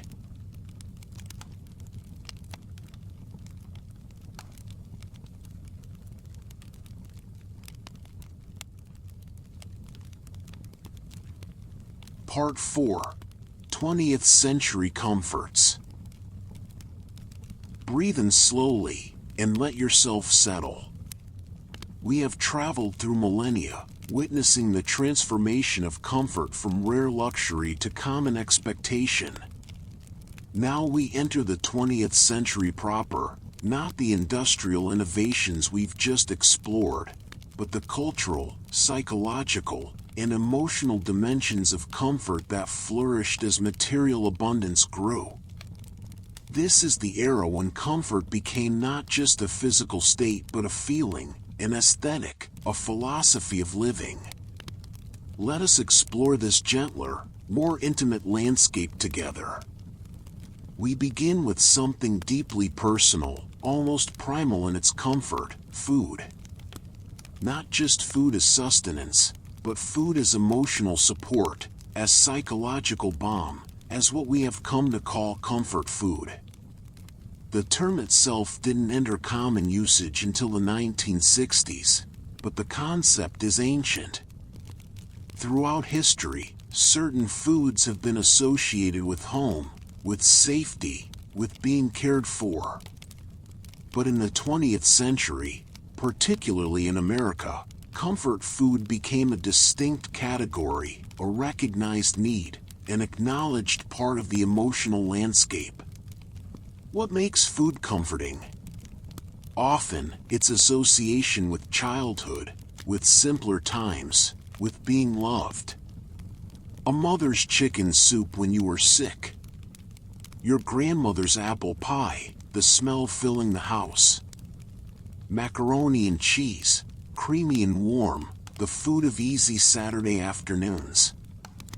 These dishes carry memories wrapped in flavor. Comfort food tends towards certain qualities. It's usually warm rather than cold, soft rather than crunchy, rich rather than light. It soothes more than it stimulates. Mashed potatoes, their texture smooth and yielding. Hot chocolate, sweet and enveloping. Grilled cheese sandwiches, crispy outside and melting within. Tomato soup, silky and tangy. These foods ask nothing of you, they give only pleasure, simple and direct. The science supports the instinct. Comfort foods often contain high levels of carbohydrates and fats, which trigger the release of serotonin and other mood-regulating chemicals in the brain. They literally make us feel better, at least temporarily.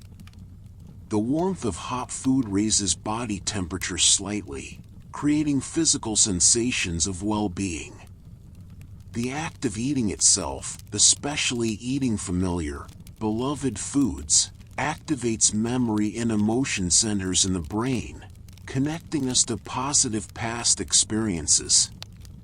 But comfort food is more than chemistry. It's culture, memory, identity. Italian Americans find comfort in pasta and meatballs, not because these foods are objectively more comforting than others, but because they connect to family, to tradition, to belonging. Soul food, collard greens, cornbread, fried chicken, carries not just flavor but history, resilience, cultural pride. Picture a cold evening, stress weighing on your shoulders. You prepare comfort food, perhaps a simple meal of scrambled eggs and toast, perhaps something more elaborate, a recipe from your childhood. The familiar motions of preparation are themselves comforting. The smells rising from the pan trigger memories. You sit down to eat, and with the first bite, something eases. Not everything is solved, but for this moment, you are taken care of, even if you are taking care of yourself.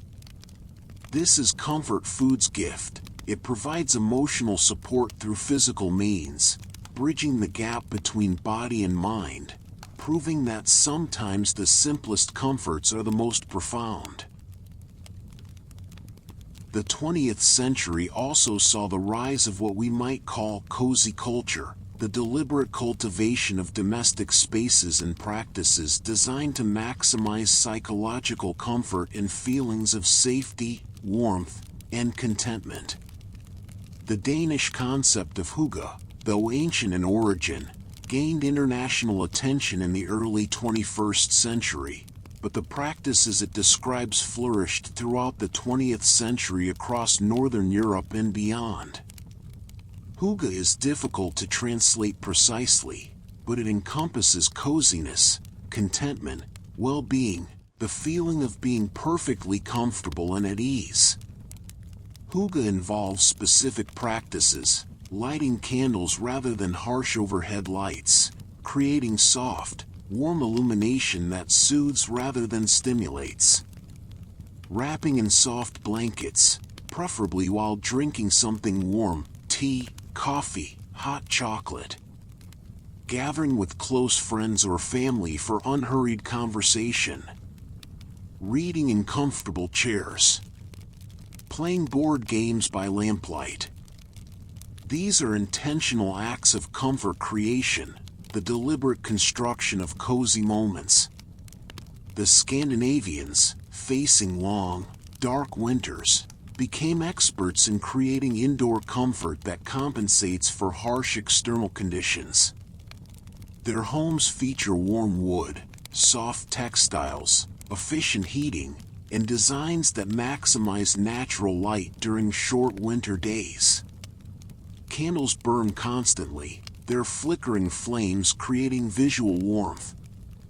Layered textiles, wool blankets, sheepskin throws, knitted cushions, invite touch and provide physical warmth. But hygge is not uniquely Scandinavian. Similar concepts exist across cultures, the Dutch Gezelligheid, the German Gemütlichkeit. In each case, the core idea is the same, the creation of a sense of well-being through environmental and social factors, the active cultivation of comfort as a practice rather than a passive state. Think of a room arranged for hygge, dimly lit with candles and perhaps a single soft lamp. A fire crackling in the fireplace if available, or simply the memory of fire evoked through warm colors and textures. Comfortable seating with plenty of cushions and throws. Perhaps soft music playing, acoustic guitar, gentle piano, nothing too demanding. A book waiting to be read. A cup of tea steaming on a side table. The temperature slightly warm, encouraging you to stay, to linger, to relax completely. This is comfort as atmosphere, as the total environment calibrated for psychological ease. It recognizes that true comfort involves more than just physical needs met. It requires beauty, warmth, a sense of enclosure and safety, connection to others, or peaceful solitude as desired. The 20th century brought another crucial comfort innovation, the weekend. While Saturday and Sunday as days of rest had religious origins, the modern concept of the weekend as leisure time emerged from labor movements and economic prosperity.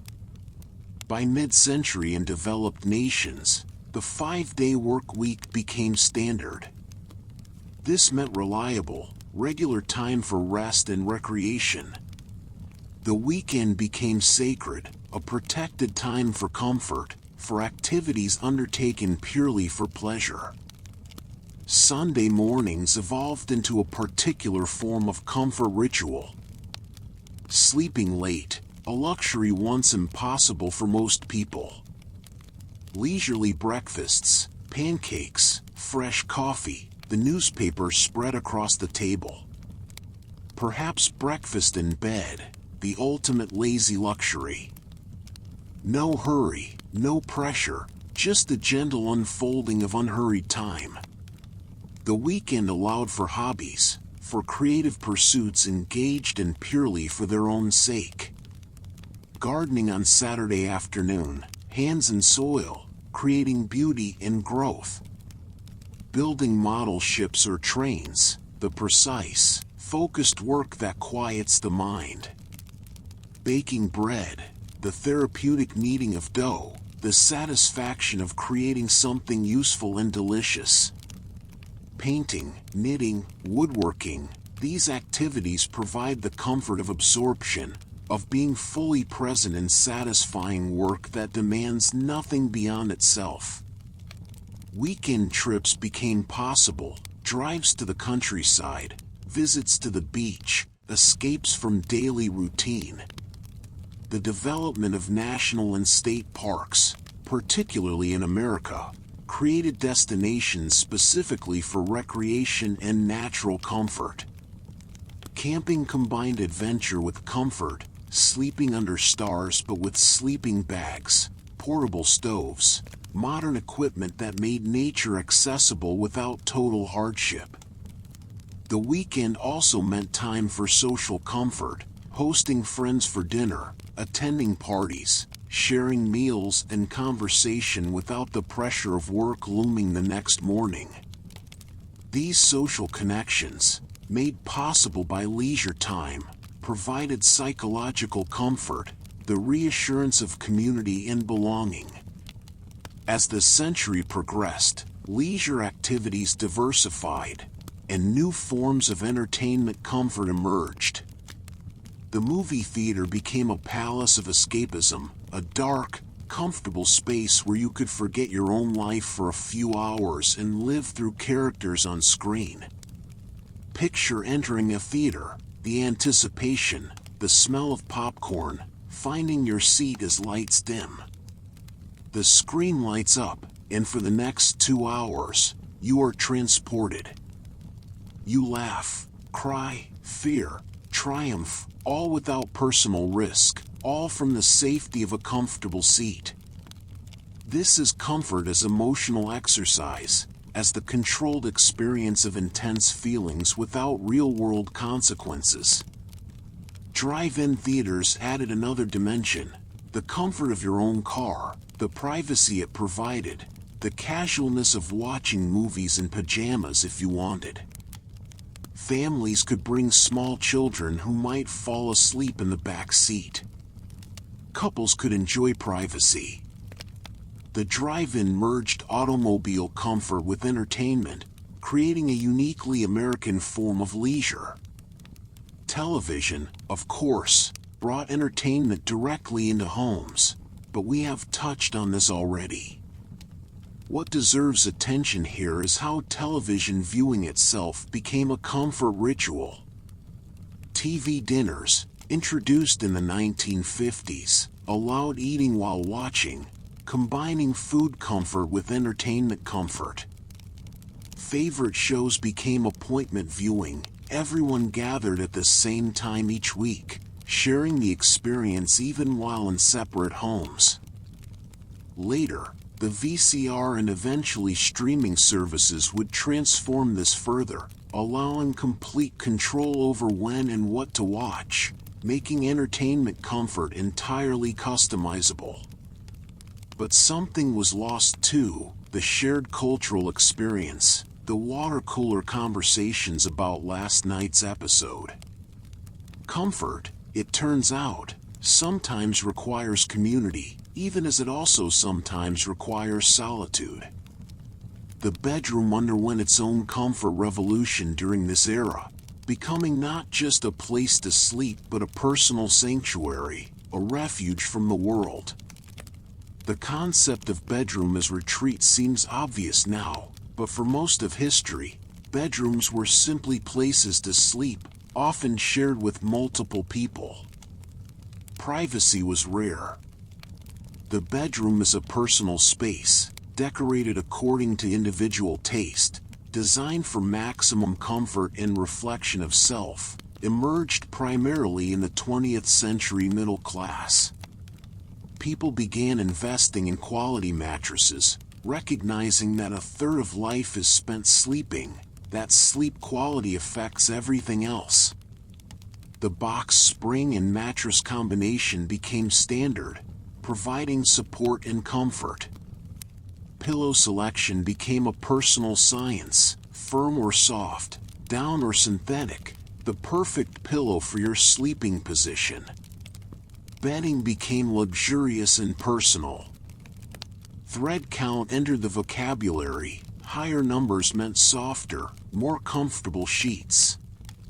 Comforters replaced simple blankets, offering both warmth and the psychological comfort of weight, of being wrapped and held. Decorative pillows accumulated, transforming the bed into a nest of comfort and beauty.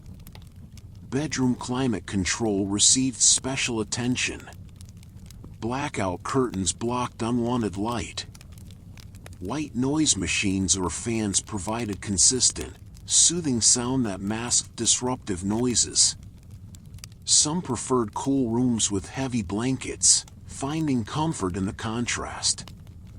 Others kept rooms warm and cozy. The bedroom became a microclimate optimized for individual sleep comfort. Reading lamps, positioned for the perfect angle of light without disturbing a sleeping partner. Nightstands holding water, books, perhaps a journal.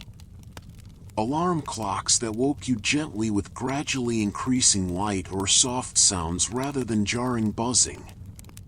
Every detail considered, every element selected for maximum comfort and minimum stress. The bedroom became a place to retreat when the world was too much, a space that said, "Here, you are safe. Here, you can rest. Here, everything is arranged for your comfort and peace." Personal grooming and self-care practices expanded significantly during the 20th century, evolving from basic hygiene into elaborate comfort rituals. The bath transformed from purely functional to therapeutic. Bubble baths, offered in countless scents and formulations, turned bathing into an event. Bath oils softened water and skin. Bath salts provided minerals and aromatherapy. The bath became an escape. Lock the bathroom door, light candles, play soft music, and soak for an hour in warm, scented water. No demands, no interruptions, just warmth and peace in the gentlest possible way to care for your body. Showers, too, became more luxurious. Adjustable shower heads offered different spray patterns, gentle mist, pulsing massage, rainfall sensation. Temperature control became precise. Some added music, waterproof speakers allowing soundtrack to the morning routine. The shower transformed from quick necessity to the first comfort of the day, the warm water washing away sleep and stiffness, preparing body and mind for what lies ahead. Skincare routines expanded from simple soap and water to elaborate sequences, cleansing, toning, moisturizing, special treatments. These routines provided the comfort of ritual, of taking time to care for yourself, of small attentions that say, "You matter, you're worth this effort, you deserve to feel good in your skin." Hair care, makeup, shaving, all became opportunities for comfort through attention and care. The satisfaction of a good haircut, the pleasure of applying a face mask and feeling it tighten and then washing it away, the simple tactile comfort of brushing your hair. These are small acts, but they accumulate into a relationship with yourself, a practice of self-kindness that is its own form of comfort. The 20th century also saw the rise of comfort through connection, the telephone allowing people to maintain relationships across distance, to hear a loved one's voice whenever loneliness struck. Picture a teenager in the 1960s, phone cords stretched into the hallway for privacy, talking for hours with friends about nothing and everything. This was comfort as connection, as the knowledge that you are not alone, that someone wants to hear your voice, your thoughts, your daily trivialities. Letter writing, though declining, still provided comfort, the pleasure of receiving mail, of finding in your mailbox an envelope addressed in familiar handwriting, containing thoughts meant specifically for you. The slow, considered nature of letter correspondence created a different kind of intimacy than instant communication, a comfort born of patience and attention. Photographs became easier to take and share, allowing people to capture and preserve comfortable moments. Photo albums became treasures, books of memory that could be revisited whenever comfort was needed, visual reminders of happy times, of people loved, of experiences that brought joy. Family gatherings themselves became more deliberate, more valued. Holiday traditions provided annual comfort, the same dishes, the same decorations, the same stories told again and generating the same laughter.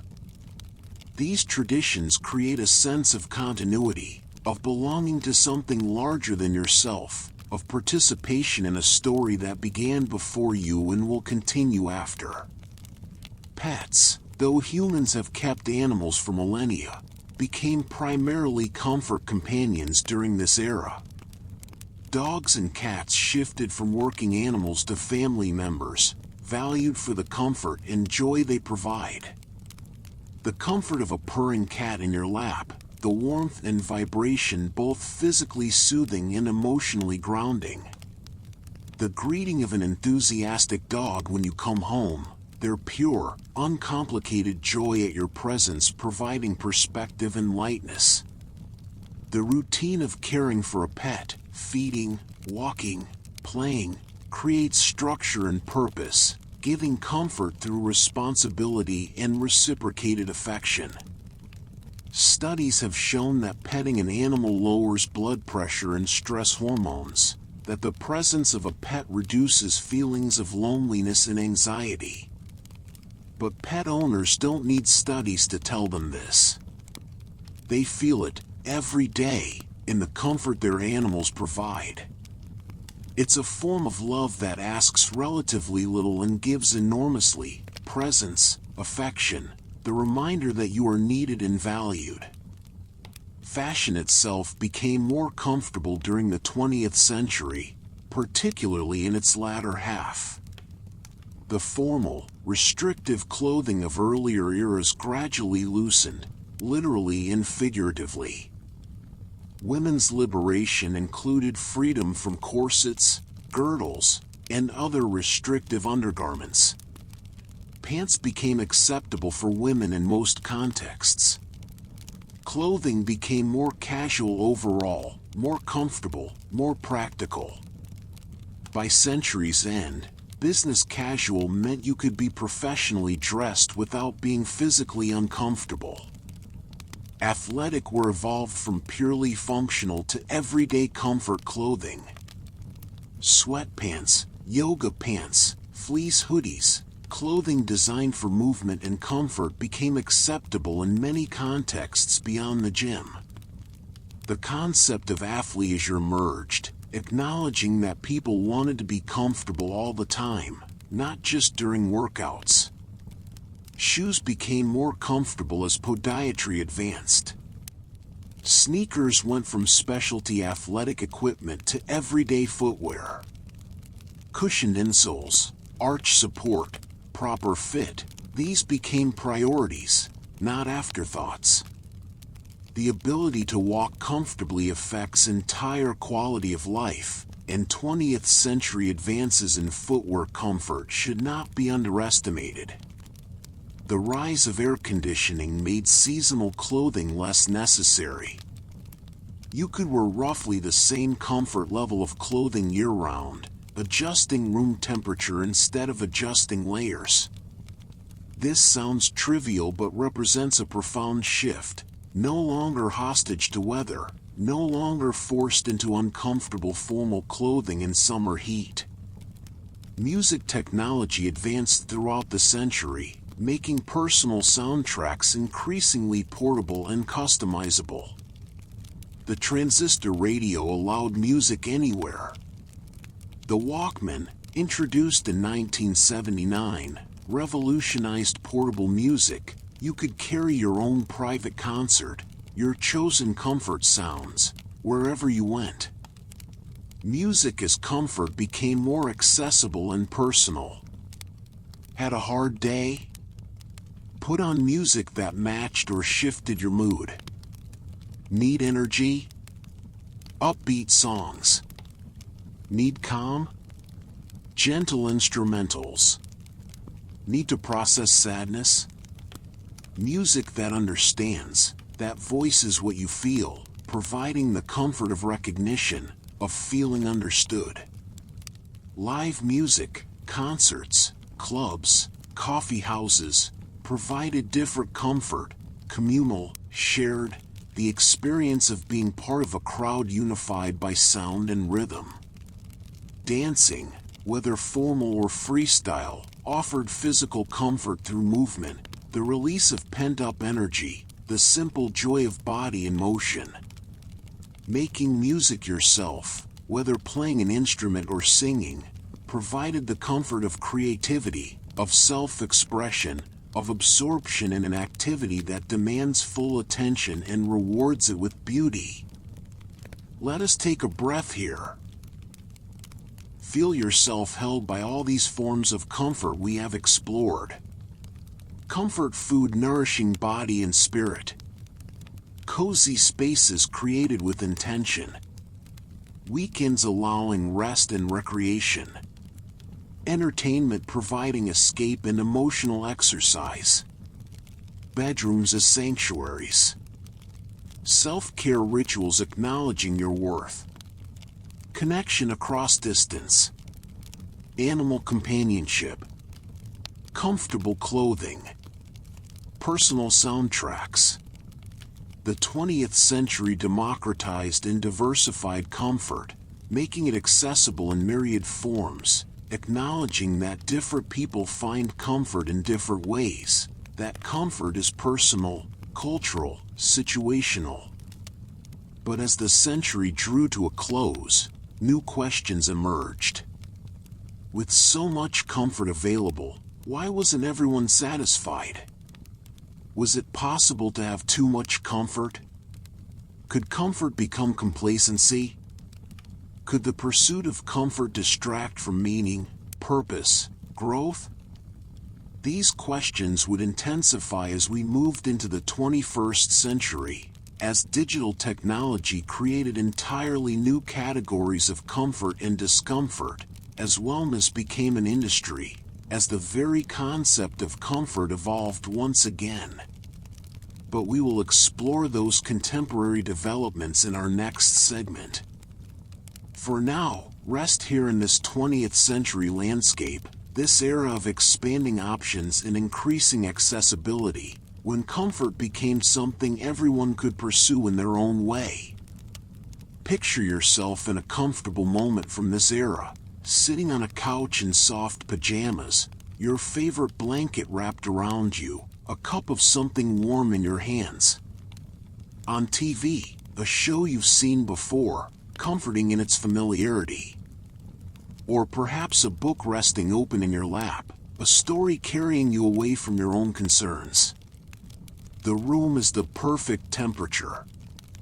Outside, whatever weather prevails, but inside, you are protected, comfortable, at ease. A pet perhaps at your feet, or nearby, a warm presence. The weekend stretches ahead, promising time for whatever you most need, activity or rest, company or solitude. Favorite foods in the kitchen, ready when hunger comes. Music available at a button's press. Comfort surrounding you, supporting you, holding you. This is the gift of 20th century comfort innovation, not just the things themselves, but the possibility they create, the space they open for being human in less defended, more genuine ways. When basic comfort is secured, you can turn attention elsewhere, to relationships, to creativity, to meaning, to growth. Comfort is not the opposite of challenge. It is the foundation that makes challenge bearable. It is the safety net that allows risk. It is the home base you return to after venturing into the difficult world. Breathe deeply. Let these comforts settle around you like a familiar blanket. Feel gratitude, perhaps, for all that has been created, all the ways humans have learned to be gentle with themselves and each other. All the small and large ways we have made life more bearable, more pleasant, more sweet. The journey is not over. We have one more era to explore, our contemporary moment, with its digital comforts and new complexities, its wellness culture and aesthetic movements, its ongoing pursuit of comfort in an increasingly complex world. But that exploration can wait. For now, simply rest here, in this comfortable present, held by all that has come before, heir to centuries of comfort, innovation, and wisdom. There is no rush. Comfort, as we have learned again and again, cannot be hurried. It can only be received, appreciated, inhabited fully. So rest. Breathe. Feel the comfort surrounding you. And when you are ready, when you are truly ready, we will continue forward, into the present moment, into the contemporary world where you live, where comfort takes new forms while honoring ancient needs. But there is no pressure. The present will wait. It always does. Rest now, in the embrace of 20th century comfort, in the knowledge that you are held by everything we have explored, everything that has been built and discovered and created. You are comfortable. You are safe. You are at ease. And that, ultimately, is what all these centuries of effort have been about, creating moments like this one, where you can simply be, without struggle, without fear, surrounded by care both given and received. Rest in that. Breathe it in. Let it comfort you completely.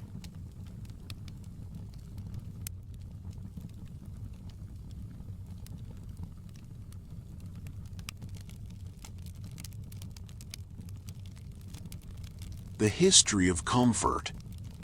Part 5. Contemporary and Digital Comfort. Breathe in deeply, and let yourself arrive fully in this moment. We have journeyed together through 5,000 years of human comfort, from ancient headrests to modern mattresses, from hearth fires to thermostats, from communal meals to comfort food. Now we arrive at our own time, at the contemporary moment, where comfort takes on new dimensions, new meanings, new complications. Welcome to the digital age, where comfort can be found in a smartphone screen, where wellness is both practice and industry, where connection and isolation coexist in ways never before possible. This is where we live now.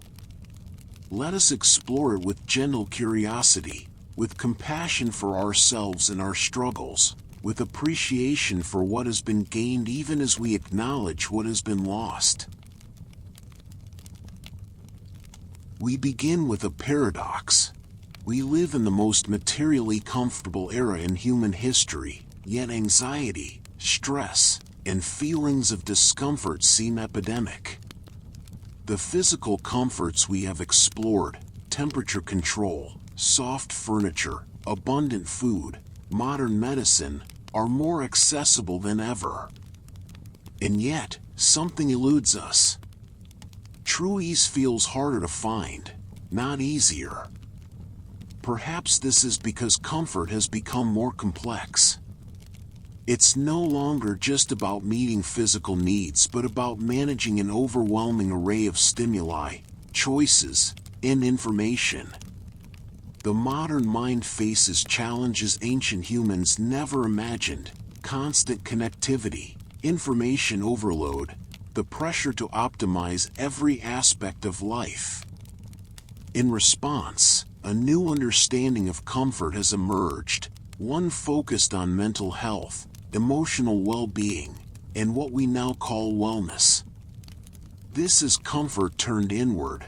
Comfort is the cultivation of inner peace in a chaotic external world. The wellness movement, which has grown exponentially in the 21st century, represents both commerce and genuine seeking.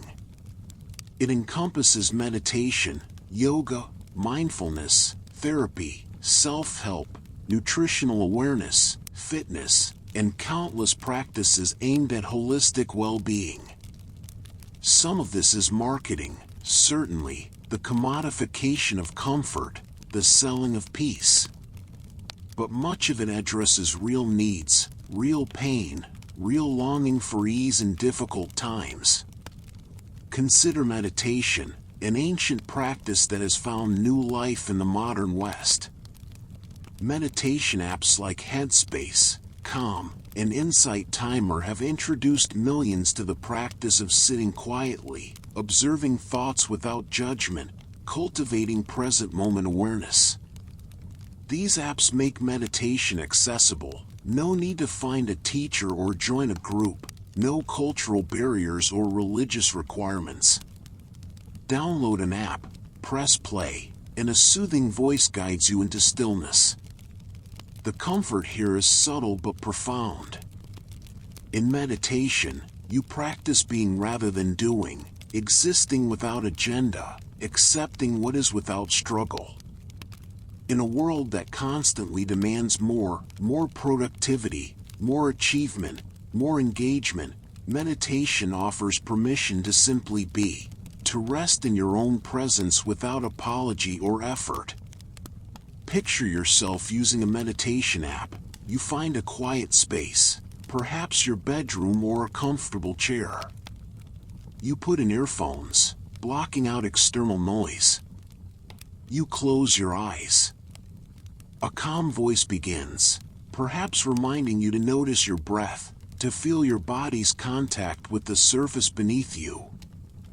Thoughts arise, of course they do, but the voice gently suggests observing them without getting caught up, like watching clouds pass across the sky. 10 minutes, perhaps, or 20. And when you open your eyes, something has shifted. Not everything is solved, but you feel more settled, more capable, more yourself. This is digital comfort, technology serving not to stimulate but to calm, not to connect you to others but to connect you to yourself.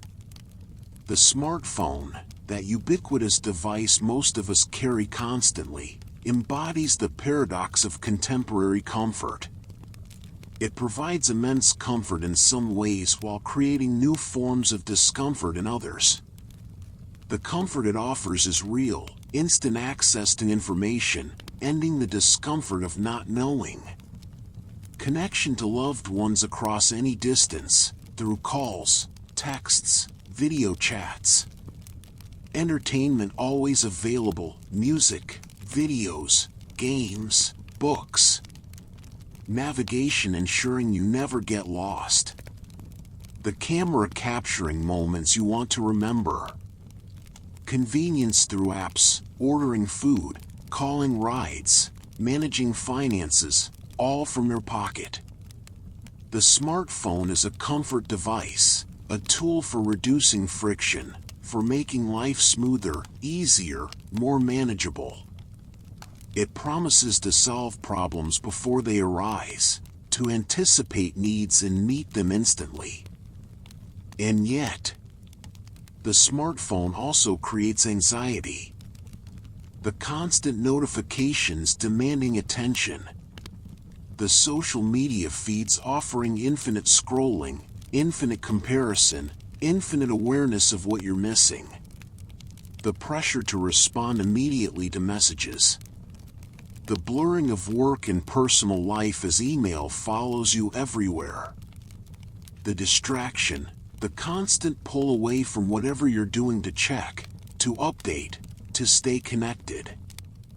Many people describe a conflicted relationship with their phones, grateful for the convenience, yet exhausted by the demands, longing for disconnection even while fearing it. The phone is both comfort object and source of stress, which makes our relationship with it complicated, sometimes painful. In response, digital wellness has emerged. Practices like setting phone boundaries, using do not disturb modes, deleting social media apps, taking digital detoxes. These represent attempts to reclaim comfort from technology, to use devices in ways that serve rather than drain us. Screen time tracking, notification management, grayscale mode to make phones less visually appealing. These are tools for creating healthier relationships with technology. They acknowledge that true comfort requires boundaries, that unlimited access and constant connectivity are not actually comfortable, despite what they promise. Social media deserves particular attention as both comfort provider and comfort disruptor. Platforms like Instagram, Facebook, Twitter, TikTok, these shape contemporary experience profoundly, offering connection and community while also generating comparison, envy, and alienation. The comfort of social media is the comfort of recognition, of finding your people. Whatever your interest, identity, or experience, you can find others online who share it. Niche communities flourish, people bonding over specific books, shows, hobbies, struggles. For those who feel isolated in their physical locations, this connection can be life-saving, literally providing comfort in knowing you are not alone. Social media also allows keeping in touch with distant friends and family, maintaining relationships that would have faded in earlier eras. You can witness your cousin's wedding through photos even if you couldn't attend.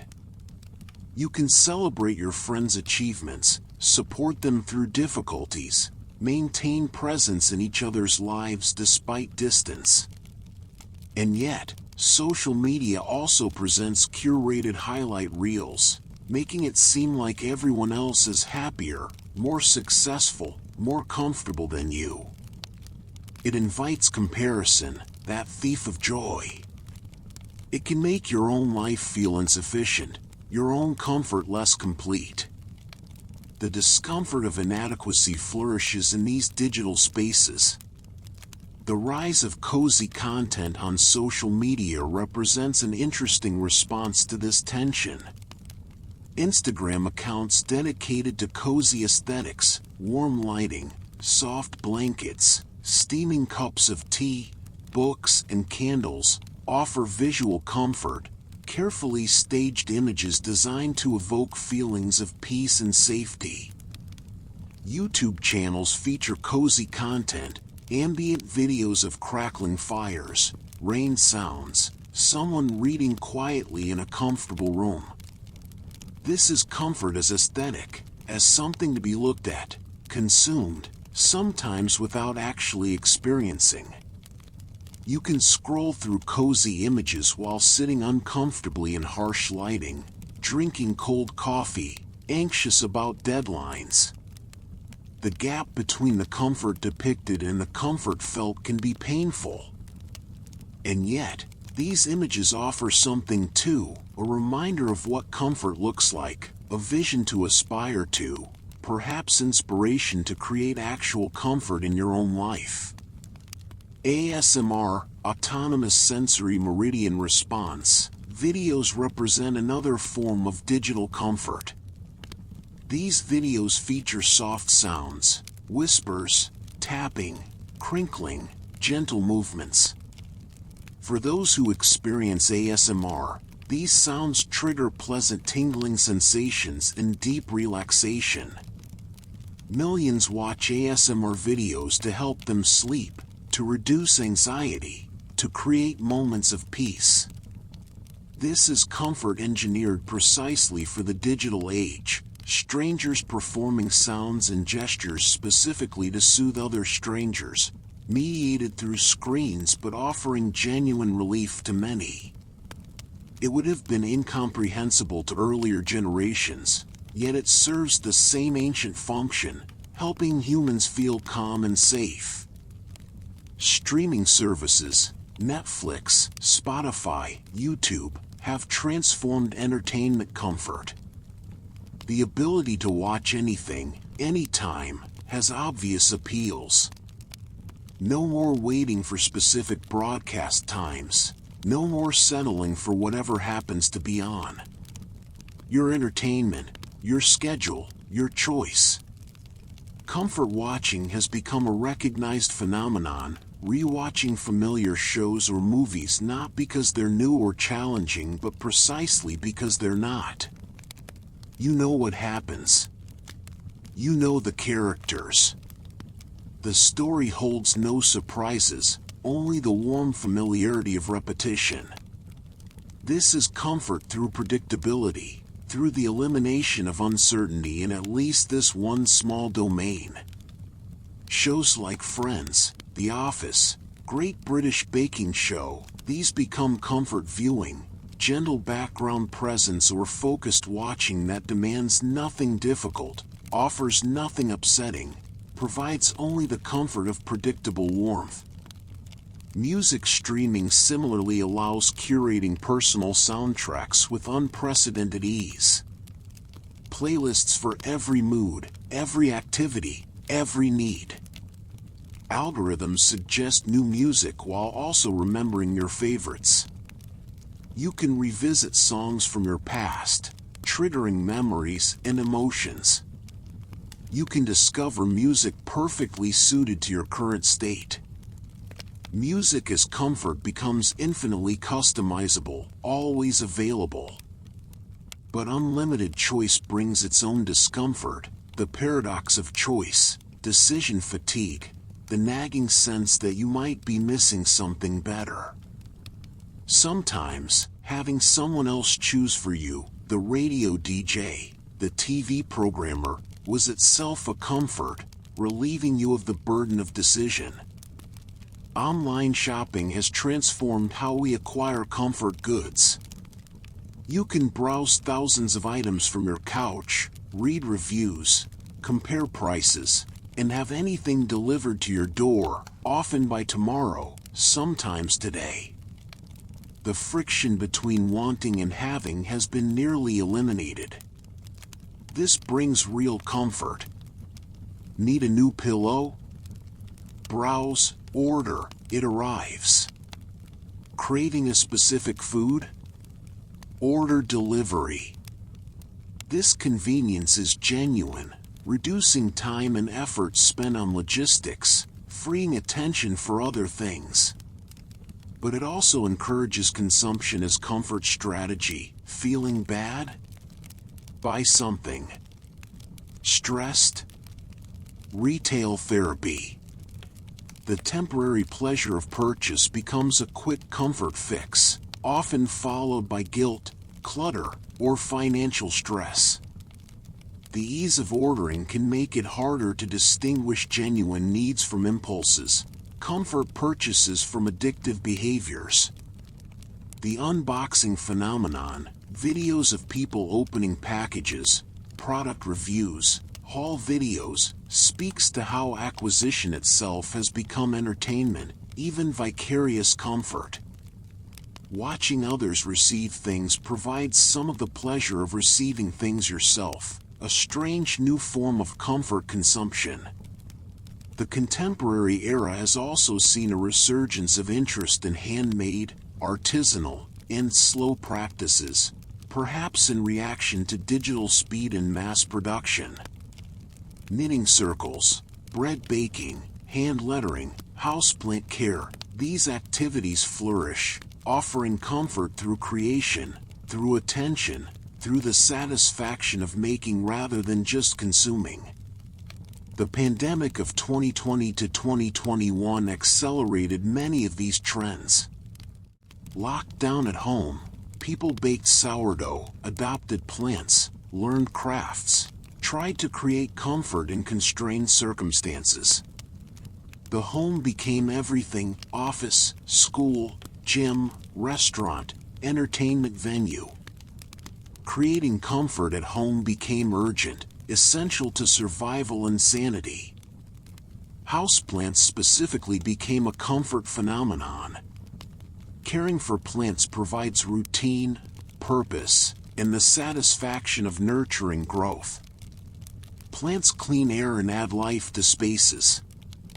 The aesthetic of plants, the green, the organic forms, softens interiors, makes spaces feel more alive. The plant community online shares knowledge, celebrates new growth, mourns plant deaths with genuine emotion. This is comfort through responsibility, through relationship with living things, through the slow patience required by natural processes. You cannot rush a plant's growth, you can only provide conditions and wait. This enforced patience is itself a form of comfort, a reminder that not everything can or should be instant. The wellness industry, which we touched on earlier, encompasses an enormous range of practices and products, all promising versions of comfort: comfort in your body, comfort in your mind, comfort in your life. Therapy has become more accessible and less stigmatized. Online therapy platforms connect people with therapists via video chat, removing barriers of distance and sometimes cost. Therapy offers the comfort of being heard, of having your struggles taken seriously, of receiving professional guidance through difficulties. It normalizes struggle, validates pain, and provides tools for creating more comfort in your internal experience. Yoga studios proliferate, offering not just exercise but mindfulness, community, and the comfort of moving your body in focused, intentional ways. The popularity of restorative and yin yoga specifically speaks to the hunger for gentleness, for practices that prioritize comfort over achievement.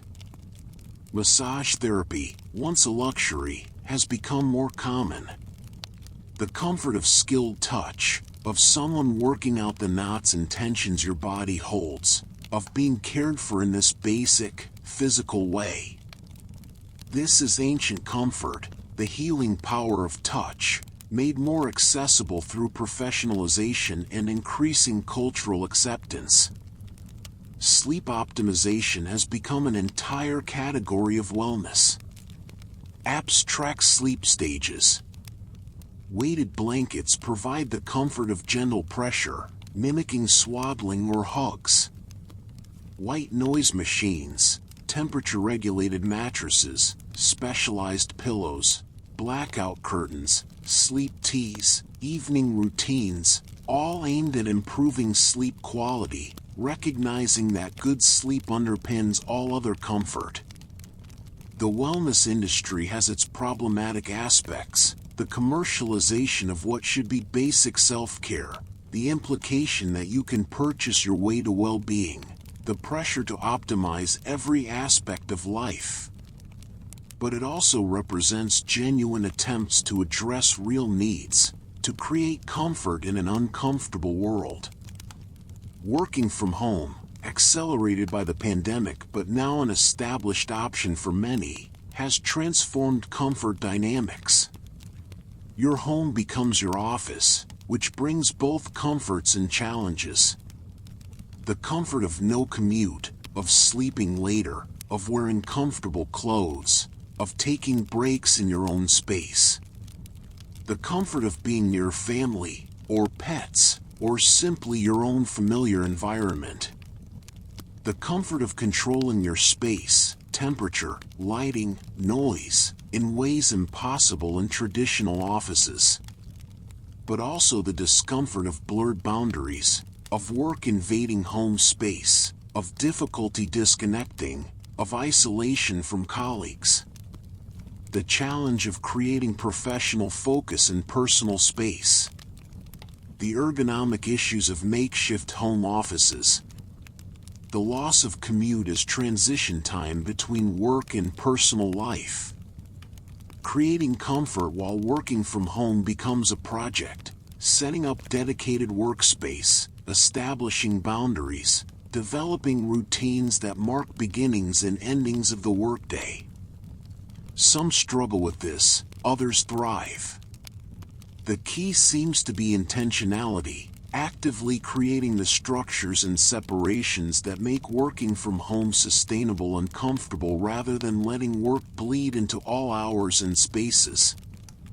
Let us speak now of a particular contemporary comfort aesthetic: cottagecore, dark academia, goblincore, hygge, yes, it's back, and other internet-born aesthetic movements that center comfort, coziness, and escape from modern life's harshness.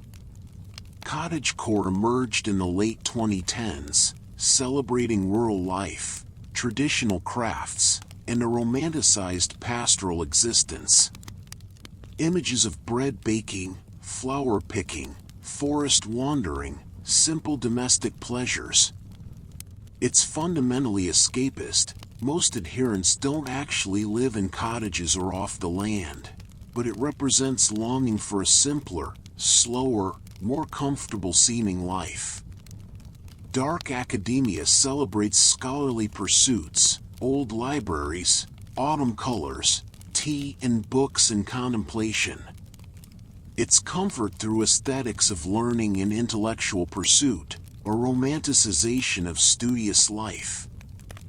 These aesthetic movements, whatever you think of their relationship to reality, speak to deep hungers for beauty, for slowness, for practices and spaces that feel meaningful and comfortable rather than rushed and commercial. They provide vision, inspiration, sometimes actual guidance for creating comfort in your own life. The danger is mistaking aesthetic for reality, consumption for creation, curating images of comfort for actually experiencing it. But the impulse behind these movements seems healthy, the desire for beauty, meaning, and genuine comfort in a world that often feels ugly, meaningless, and uncomfortable. Podcasts have become a significant source of contemporary comfort. Long-form conversations, storytelling, education, all delivered in intimate, personal formats. You can listen while commuting, exercising, doing chores, falling asleep. A voice in your ear, keeping you company, providing comfort through connection and content. Many people describe parasocial relationships with podcast hosts, feeling like they know them, like they're friends, despite the one-directional nature of the relationship. This might sound sad, but it addresses a real need, the comfort of familiar voices, of regular presence, of feeling less alone. Sleep podcasts and sleep stories specifically aim to provide comfort while falling asleep, gentle narratives designed to hold attention lightly, to ease the transition into sleep, to make the vulnerable moment of lying awake in darkness less frightening or lonely. Audiobooks similarly provide comfort, stories to accompany you, to transport you, to fill silence. The ability to read while doing other things makes literature more accessible, stories more present in daily life. Let us turn now to a deeper question. What is comfort in an age of global crisis? Climate change, political polarization, economic inequality, pandemic disease. These realities make simple comfort seem inadequate, even selfish. How do we pursue personal comfort when the world suffers? This is a genuine tension, one without easy resolution. But perhaps comfort need not be opposed to engagement, to care, to action. Perhaps personal comfort, the basic meeting of needs, the cultivation of well-being, is necessary foundation for sustainable engagement with difficulty. You cannot pour from an empty cup. If you are depleted, overwhelmed, without resources, you cannot effectively help others or address systemic problems. Comfort, then, becomes not escape but necessary maintenance, the self-care that enables other care. The key seems to be balance, comfort that restores without becoming escapism, that provides respite without becoming isolation, that meets genuine needs without becoming self-indulgence at others' expense. Some find comfort in community action, in working with others toward shared goals. The comfort of solidarity, of knowing you're not passive, of doing something, however small, about problems that feel overwhelming. This is comfort through agency, through meaning, through connection forged in shared purpose. Others find comfort in practices that connect them to something larger, meditation traditions, religious communities, nature immersion. These provide perspective, remind us that our individual discomfort is part of a much larger story, connect us to sources of strength beyond ourselves. As we approach the end of our journey, let us reflect on what we've learned about comfort across these 5,000 years. Comfort is not static. It evolves as human life evolves, as technology changes what's possible, as culture shifts what's valued and pursued. Comfort is not purely physical, though physical needs matter profoundly. True comfort engages mind, emotions, spirit, the whole human being. Comfort is not universal. What comforts one person may not comfort another. Culture, experience, individual preference, all shape what feels comfortable, what meets our needs for ease and peace. Comfort is not optional. It's not luxury or weakness. It's a fundamental human need, as basic as food or shelter, essential for well-being, for thriving, for being able to engage with life's challenges. Comfort is not final.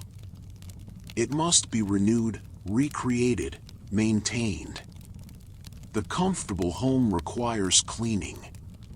The comfortable body requires feeding, rest, movement. The comfortable mind requires attention, care, sometimes intervention. Comfort is not a destination but a practice. Comfort can be shared. The best comforts often are the shared meal, the warm gathering, the mutual aid, the comfort of knowing you are not alone in your struggles or your pleasures. Comfort requires boundaries. Too much of anything, even pleasant things, becomes uncomfortable. True comfort includes appropriate limits, the wisdom to know when to engage and when to withdraw, when to say yes and when to say no. Comfort coexists with challenge. A comfortable life does not mean an easy life or a life without difficulties. It means having resources, physical, emotional, social, to meet those difficulties, to rest between efforts, to sustain yourself through hard things. Picture yourself now, in this present moment. What comforts surround you? Perhaps a soft surface beneath you.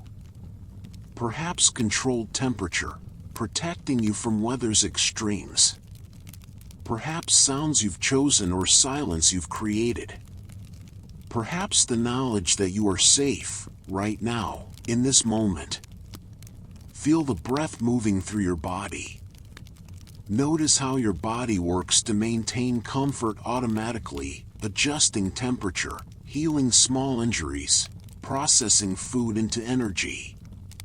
Your body is your first home, your primary comfort-creating system, and it works constantly, mostly without your conscious attention, to keep you as comfortable as possible. Appreciate, perhaps, the accumulated wisdom in your body and in your environment. Every comfort you experience rests on thousands of years of human learning, innovation, and care. The soft fabric touching your skin exists because someone invented textile processing. The light around you exists because someone harnessed electricity. The calm you might feel exists because humans learned to create spaces and practices that serve peace. You are heir to all of this. It belongs to you not because you earned it but because you are human, because you are part of the long story of humans seeking comfort, creating it, sharing it, passing it forward. As we conclude this journey, what wisdom might we take from the history of comfort? First, be gentle with yourself. The pursuit of comfort is not selfish, it's human. You deserve comfort. You deserve ease. You deserve moments when life feels not hard but sweet. Second, create comfort intentionally. It does not always arrive by accident. Light candles if they comfort you. Arrange your space for beauty and peace. Establish routines that provide structure and pleasure. Take small actions that serve your well-being. Third, share comfort when you can. The best human impulse is the desire to ease others' suffering, to share what has helped you, to create conditions where others might also rest, might also feel safe. Fourth, remember that comfort is not static. What comforted you yesterday might not comfort you today. What you need in one season might differ from what you need in another. Be flexible, curious, willing to experiment and adjust. Fifth, balance comfort with growth. Too much comfort can become stagnation, but too little makes growth impossible. Find your own balance, your own rhythm of challenge and rest, effort and ease. Sixth, honor simple comforts. You don't need expensive solutions or complicated systems.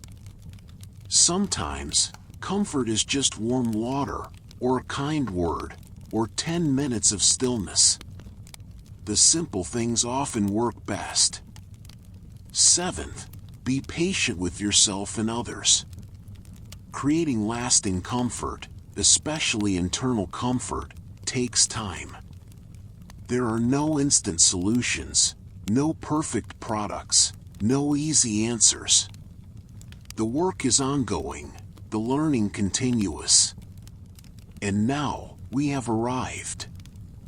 We have traveled from ancient Egypt to the present moment, from wooden headrests to memory foam, from open fire pits to central heating, from scrolls to smartphones.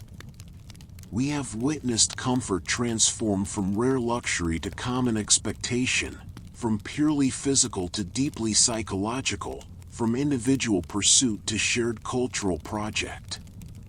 But the fundamental human need has never changed. We seek ease. We seek relief from suffering. We seek moments when we can rest, breathe, simply exist without struggle. This is not weakness. This is wisdom. This is the body's intelligence, the mind's self-protection, the spirit's requirement for sustenance and renewal. You live in a time of unprecedented comfort access and unprecedented comfort challenges. You can control your environment more precisely than any previous generation, yet you face stimuli and stresses they never imagined. You have more comfort tools available, yet you must work harder to find true ease. This is your inheritance, your challenge, your opportunity. Take a deep breath now. Let it fill your lungs completely, then release it slowly, completely. Feel your body soften slightly as you exhale. Do this again and again. This simple act, breathing consciously, is one of the most ancient and most effective comfort practices, available to you always, costing nothing, requiring only attention. As you breathe, notice what comforts are present right now. Maybe there are many. Maybe there are few. Both are okay. Comfort fluctuates, and that's normal, natural, part of being alive. If you are comfortable now, receive that comfort gratefully. Let it soak in. Let yourself enjoy it without guilt or apology. You are allowed to feel good. You are allowed to rest. If you are not comfortable now, know that comfort is possible. It might require small actions, adjusting your position, changing your environment, asking for help. Or it might require larger changes over time. But comfort is always possible in some measure, always worth pursuing, always a worthy goal. We have reached the end of our journey, but your journey continues. Every day, you make choices about comfort, what to pursue, what to accept, what to release. You are the inheritor of thousands of years of human wisdom about comfort, and you are also the innovator, discovering what works for you, what serves your particular needs and circumstances. May you be comfortable in your body, treating it with kindness and meeting its needs with care. May you be comfortable in your mind, finding peace amid thoughts, developing practices that serve your mental well-being. May you be comfortable in your environment, creating spaces that support you, that feel like home, that offer refuge when the world is harsh. May you be comfortable in your relationships, surrounded by people who see you, accept you, offer presence and support. May you be comfortable in your life, finding the balance that works for you, honoring both your need for ease and your need for meaning, both rest and engagement. May you remember that comfort is your birthright, not something you must earn, not something you should feel guilty for wanting or having. May you extend to others the comfort you seek for yourself, creating more ease in the world through your presence and actions. And may you rest now, in this moment, held by everything we have explored, by the long history of human comfort seeking, by the knowledge that you are not alone in your needs or your struggles. The history of comfort is not over. It continues with you, through you, as you make your daily choices about how to live, what to value, how to care for yourself and others. You are part of this story. Your comfort matters. Your rest matters. Your well-being matters. So rest now, if you can. Let yourself be held by comfort in whatever forms it takes for you. Breathe deeply. Soften. Release. You have everything you need for this moment. You are exactly where you need to be. You are doing enough. You are enough. Rest in that knowledge. Let it comfort you completely. And when you are ready, not now, but whenever you are truly ready, you can return to the world, to your life, to whatever calls you. But there is no hurry, no rush, no pressure. Comfort cannot be hurried. It can only be received, appreciated, inhabited fully. So stay here as long as you need. Rest as long as you wish. You are safe. You are comfortable. You are at peace.